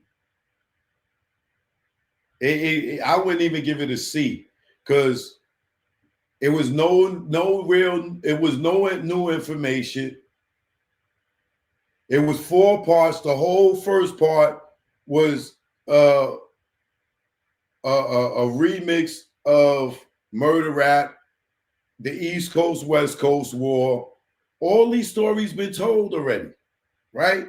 So all they did was put a whole bunch of fluff just to tell this much about Diddy's sexual assault or RICO case or the case that he had. They don't mention the fact that he beat the RICO. They don't mention the fact that he beat the sexual assault. They don't mention the fact that he was found not guilty on the coercion, right? All they just do is they put these little words on the screen saying what he was charged with, and they don't say, oh, he was found not guilty on these charges, right? And just talk about, oh, he was convicted for paying some sex workers, this, that, and the third. It's a D. It's a D. You know, I would give it an F, but being that you know, Capricorn, Lil Rod, and them came up there, you know, it was the editing was decent. It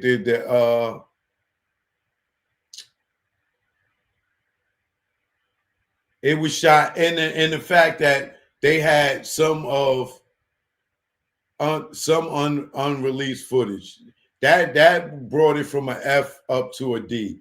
That they had some unreleased footage of Diddy, you know what I'm saying, talking on the phone with the girl from Dirty Money. I felt like she was very fair. And that was the other thing. The girl from Dirty Money admitted that allegedly Dawn Ricard or Dawn Richard had a sexual relationship allegedly with Diddy while Diddy was with Cassie. Now Dawn's like Kurt Burrows. Allegedly, y'all had relations with Diddy, but y'all don't say that part. All y'all talk about is what he done wrong to y'all, right? But you don't mention that allegedly y'all had relations with him.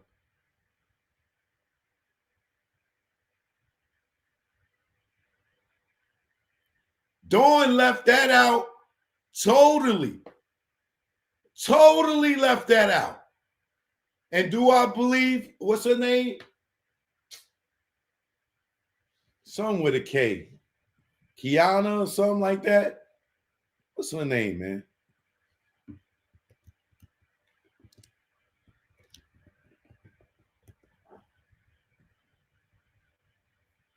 Kalina Harper.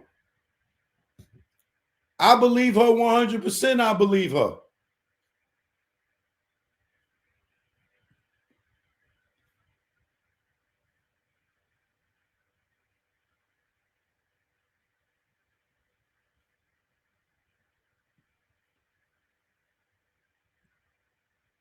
I don't think she was lying at all.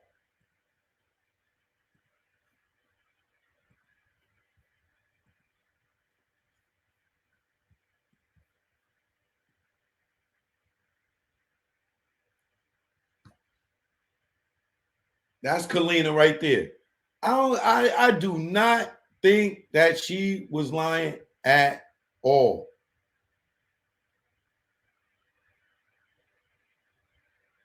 Dawn never mentioned that she allegedly had a relationship with Diddy. And why would this woman lie? And she's sleeping with her while he with Cassie, allegedly? Man. Yo, bro. It's crazy to me, man. And don't get me wrong, I'm not saying Diddy ain't a creep or haven't done bad stuff to people, because that part I see too. He's definitely not no angel at all. Diddy is a bad guy. Diddy is a bad guy. You know what I'm saying? But a lot of these people aren't angels themselves. But like I said, I give the doc a D. You know what I'm saying? And I bring it up from an F. You know, one, because they regurgitated the Tupac stuff. Two, they regurgitate. If it was an A, the Tupac stuff knocked it to a B. Right? The East Coast, West Coast war, Jesus Christ. Like, we got to see the East Coast, West Coast war all over again. That knocked it to a B. Right? C, they ain't got no Cassie, they ain't got no Jane Doe, they ain't got nobody really involved in the case except for one other person, right? Take that down to a C, down to a D, right? Then you got the Kurt Burrows and all these other peoples and sitting there one side in the story, not giving them a full scope of it, right? Knock it down to a F. But the fact that they had some unreleased footage of Diddy last days on the street bumped it back up into a D. If you want to give it a D plus, give it a D plus. But it damn sure ain't no C.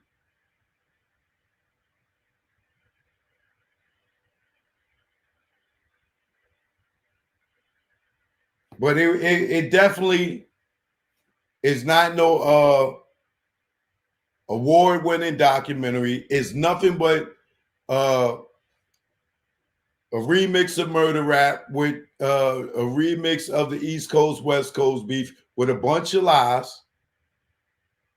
And Mark Curry, what you crying for, nigga?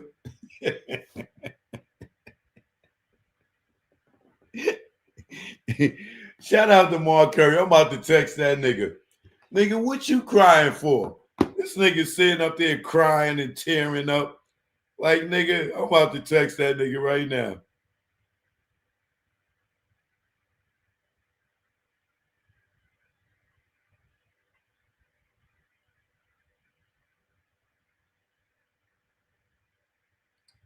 Who I seen? It was him and somebody else I see crying.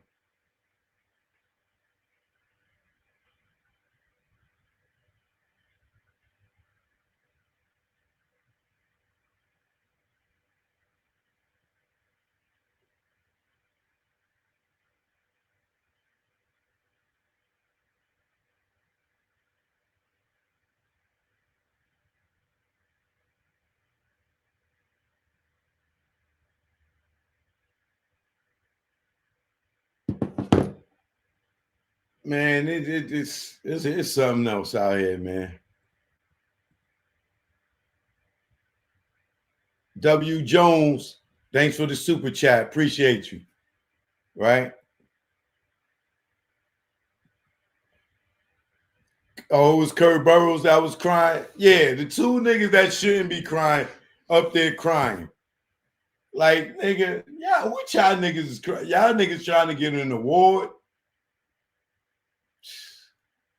Man, I couldn't believe I sat through a whole remix of Murder Rap in the East Coast, West Coast for a whole 2 hours, bro. A whole 2 hours.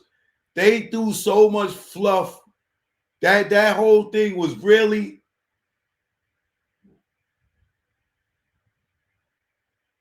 30 to 60 minutes of new content.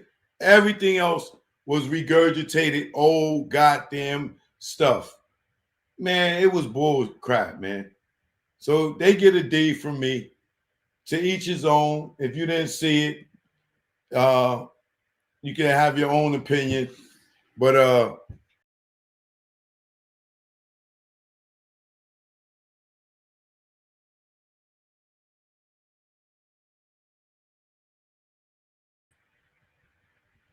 man, that joint was straight garbage. And that's what niggas get for sitting there being mad that they baby mother got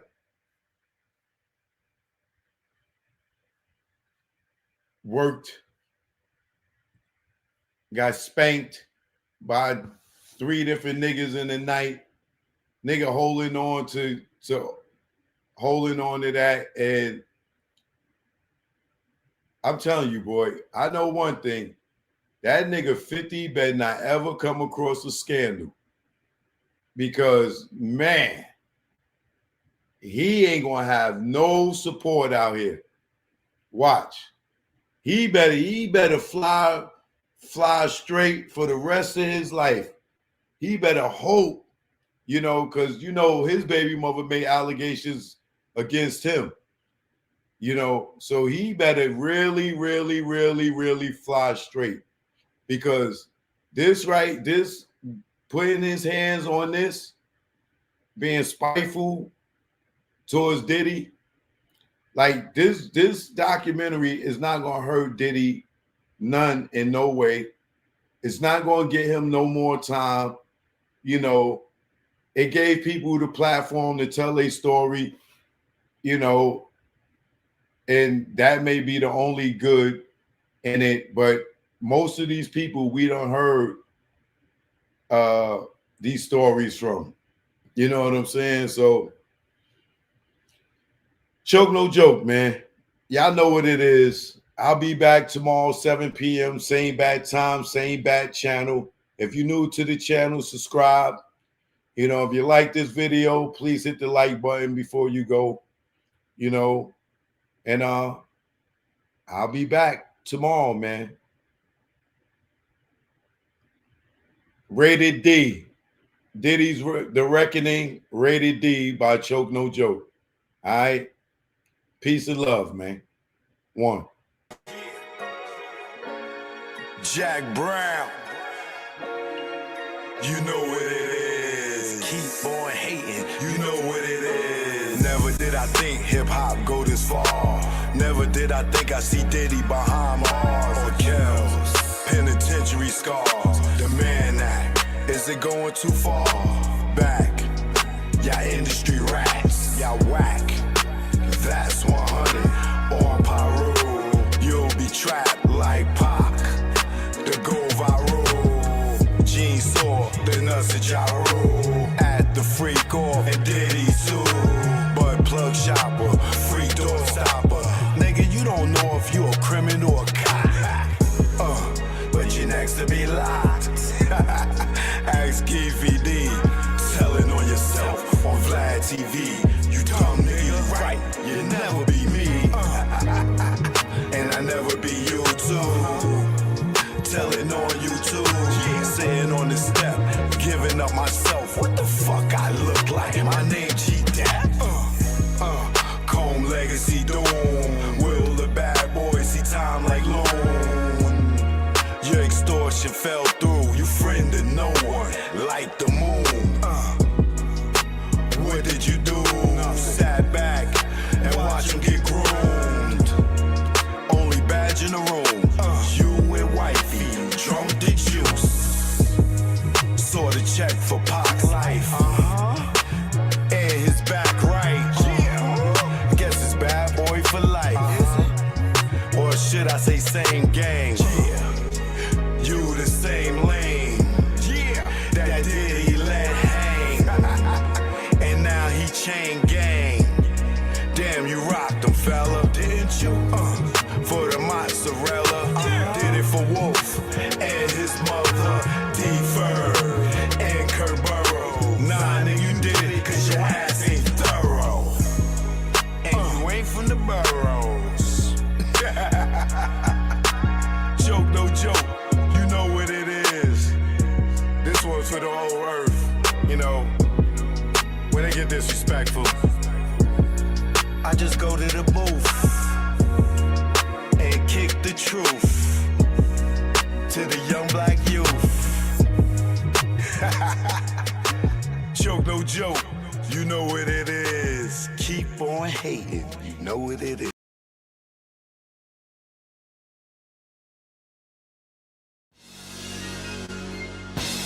Stay the hell. Don't follow those cats. The niggas that be on the gram, tell them what they doing. Choke, no joke. You know what it is. Yo, y'all niggas better stay DL. Down low. Stop flossing, man. You just want them to just come and get you? Learn from our mistakes, man. That's what this is about. Learn from mistakes. Choke, no joke. Let's go. You already know. Make it low, let's go. My aim was enlightened, drop jewels on you. You thinking I'm jealous, I ain't got cheddar like you. I'm the dude to a game, you got school. Was a local cat, snatch you when I made moves. I'm paranoid and preaching, you was sleeping. Knew you was sneak deep and couldn't see us beefing. Learn from mistake, don't show I got cake. Impress a nigga to rob me, bitch in my face. Get knocked by the fans, lay up for about 8. Ass so busy flossing, ain't thinking about Jake. Loose, yapping, they wiretapping, videotaping, your ways in action. Front like times hard, two-door garage, ice like Liberage, with no damn jaw, without a reasonable doubt. You think you Jay-Z with your platinum jewelry, he got a job, B. You shining on doctors with 4 degrees, laughing cause I'm broke on the streets. Stay DL, BDL is out. You ain't DL when your name ring bells. Stay DL, BDL is out. You ain't DL when your name ring bells. Stay DL, BDL is out. You ain't DL when your name ring bells. Shh, let's go. For beef, we not dolo. For cash, you go solo. Thought I was your man, shot me down like Manolo. Thought I was your partner when you played me was whack. No niggas dust that I wouldn't flip like that. What gives? See your man struggle while you live? That's some shit. Struggling, give you the kicks. Used to stick for gooses. Born when we pump deuces. Break night in the jacks, trying to see millions like Brewster. You don't act like you used to. I'm the dude. When niggas was friends, like yo, Joe, come through. I wet you like McClain for those who claim to be pain. The game of death, that's what you get when got game. Ill with automatics, we're never static. You carry that niggas, put one in your cabbage. Fear, don't have it, you fill me with laughter. And OGC, then I'm original gun clapper. Like Dan Gaddafi, see a mill be Casper. Like Dre the doctor, the math from after. Stay DL, BDL is out. You ain't DL when your name ring bells. Stay DL, BDL is out. You ain't DL when your name ring bells. Stay DL, BDL is out. You ain't DL when your name ring bells. Nigga, y'all loud, louder than the weed, nigga. Thinking with your pockets, cop the ice lockets. She somewhere in Houston, you blew like a rocket. Her seed was bait, through the line she caught it. Gave her all that loot, she couldn't afford it. Frontin' to them bitches, y'all, I'm feeling hell. Blue puff in your face, daddy, all about Benjamin. Remember me, I'm your friend to the end. Like Chucky, used to slay bitches like Buffy. Thinking why they cuff me, think of the luxuries you had. In the cell with other willies, you brag. I push the big Benz with 20-year trims. When in the club, Chris for all my men. Sitting across the bar, what's up, star? Back to reality, you back in bars. You chose not to listen, had the H-class blizzard. Knew the rules of the game, played yourself out position. Stay DL, BDL is out. You ain't DL when your name ring bells. Stay DL, BDL is out. You ain't DL when your name ring bells. Stay DL, BDL is out. You ain't DL when your name ring bells. Shun, yo, Shaul, that son is me, yo. See, you ain't noticed me, yo. I see, man.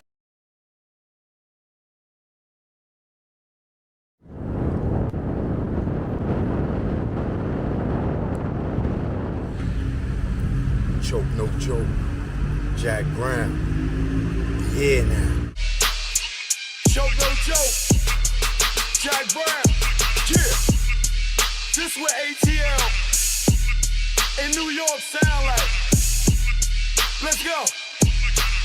Y'all hating ass niggas, I see y'all. Choke, get busy, that's why I got the crown. Hate in the air. You clowns, I see the envy that you breathe, jealousy. What you need is your own damn hustle. Stop worrying about mine. Nigga, I'm poppin' cause I put in time. Came out modeling, camera in hand. Still get busy with the mic in hand. Streets pulled out, niggas got sprayed. Niggas turn on you when they see you get paid. The intimidation in your face. Where's the love? What's taking place? You want my gold and my ducats, cause my money overflowing out of buckets. Shot him in public, made people holler. Scar on his face for the money and the power. I'm the chokester. Chokester. The truth in the industry made me the chokester. Chokester. Chokester. The truth in the industry made me the game had me fooled, got in, was young. Thought talent made you rich, damn was dumb. More to make, cake from crumbs. You gotta be sweet, G or native tongue. My heartbeat went into overload. When Larry tried to turn me into a mole, told me show my curly to the CEO. I didn't think it's funny, so his jaw hit the floor and grabbed that chair that broke his back. Then realized that's a hate attack. Harassment comes assault, you in the maze. No way out, like Puff and Mace. Touch me, tease me, I catch a case. Nigga, you ain't straight as your poker face. Father law God, in that game I fold. This sun don't tick, demon time don't hold. I'm the chokester. Chokester. The truth in the industry made me the chokester. Chokester. Chokester. The truth in the industry made me the chokester. Chokester. The truth in the industry made me the chokester. Chokester. On the ones and twos, chokester. What y'all want to do? I'm here now. Eat a wall, stand up. Shout out to the bomb squad.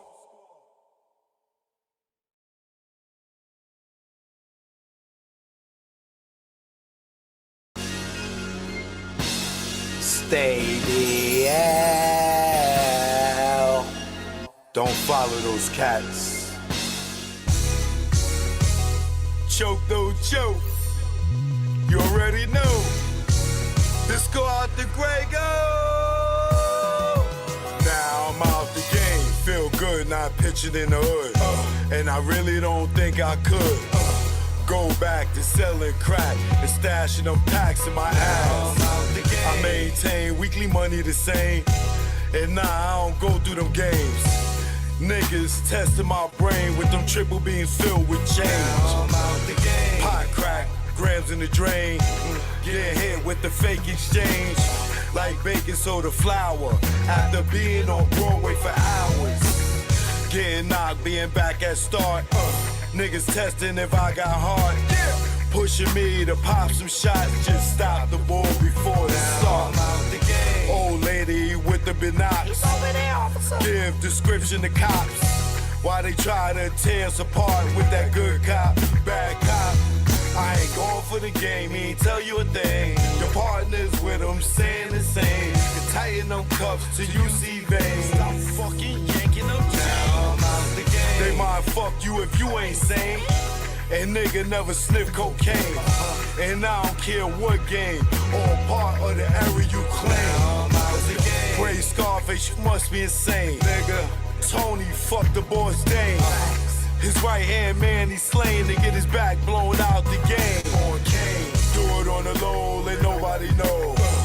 No pillow talk to home. And if he step on your toes, don't bust a blame, cause everybody will know. Or get out the game. They say that change is good. It's a lot of stress in the hood, and I know if you could, you would. Get out the game, but you stuck in that time. Where the nigga in public like shine. For a witness to drop a dime. For self-defense, do or die. Celebs doing time. Mike Vick on the child line.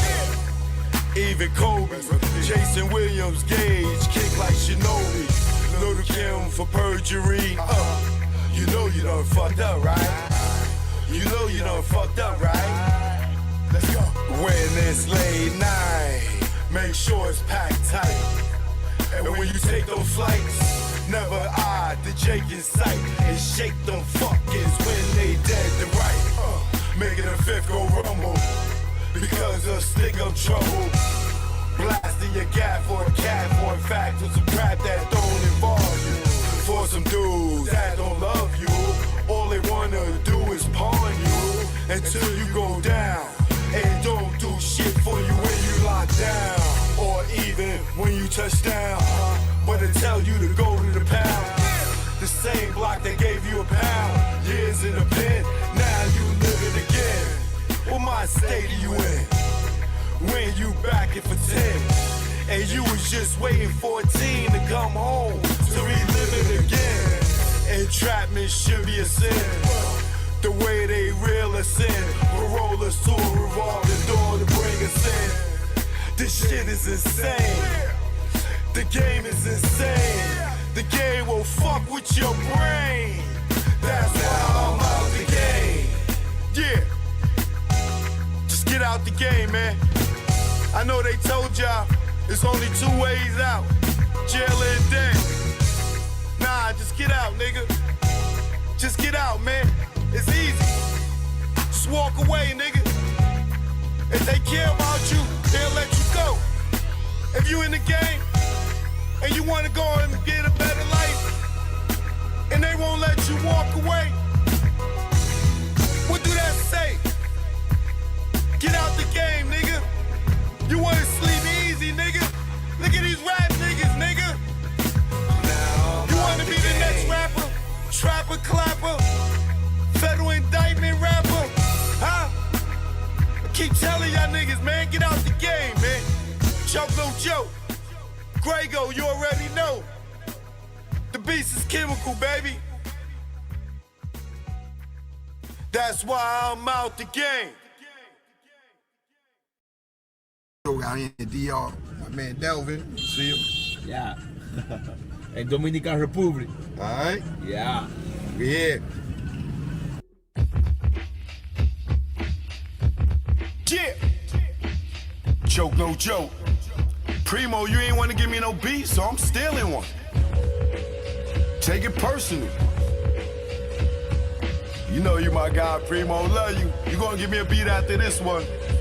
I never thought that you would cry me, go against me, and backstab me. Third eye is strong, word is bond. Put you on the fakes, and now you won. I gave you support, and you blame me for those who play with butt. Yeah, I'm talking Breakfast Club, Revolt, whatever. All I know is birds of a feather. Hang with those that they hate. Once the realness, now you fake, and I see through you. What you gonna do when they book you and your Duke shoot? I know you think I'm expose you. This ain't no threat, take it personal. Choke no joke. 2023, it's all me. You hear me? 2023 is all me. They say, why I don't come around the game? Cause all y'all dudes undercover gay. And I don't play those fucking games. Yo, stop the track, I'm fucking Slay. Rest in peace, K Slay, man. Let's get to the next one. Choke no joke. Yeah. It's choke no joke. Let's go. Choke no joke. Chicken choke no joke.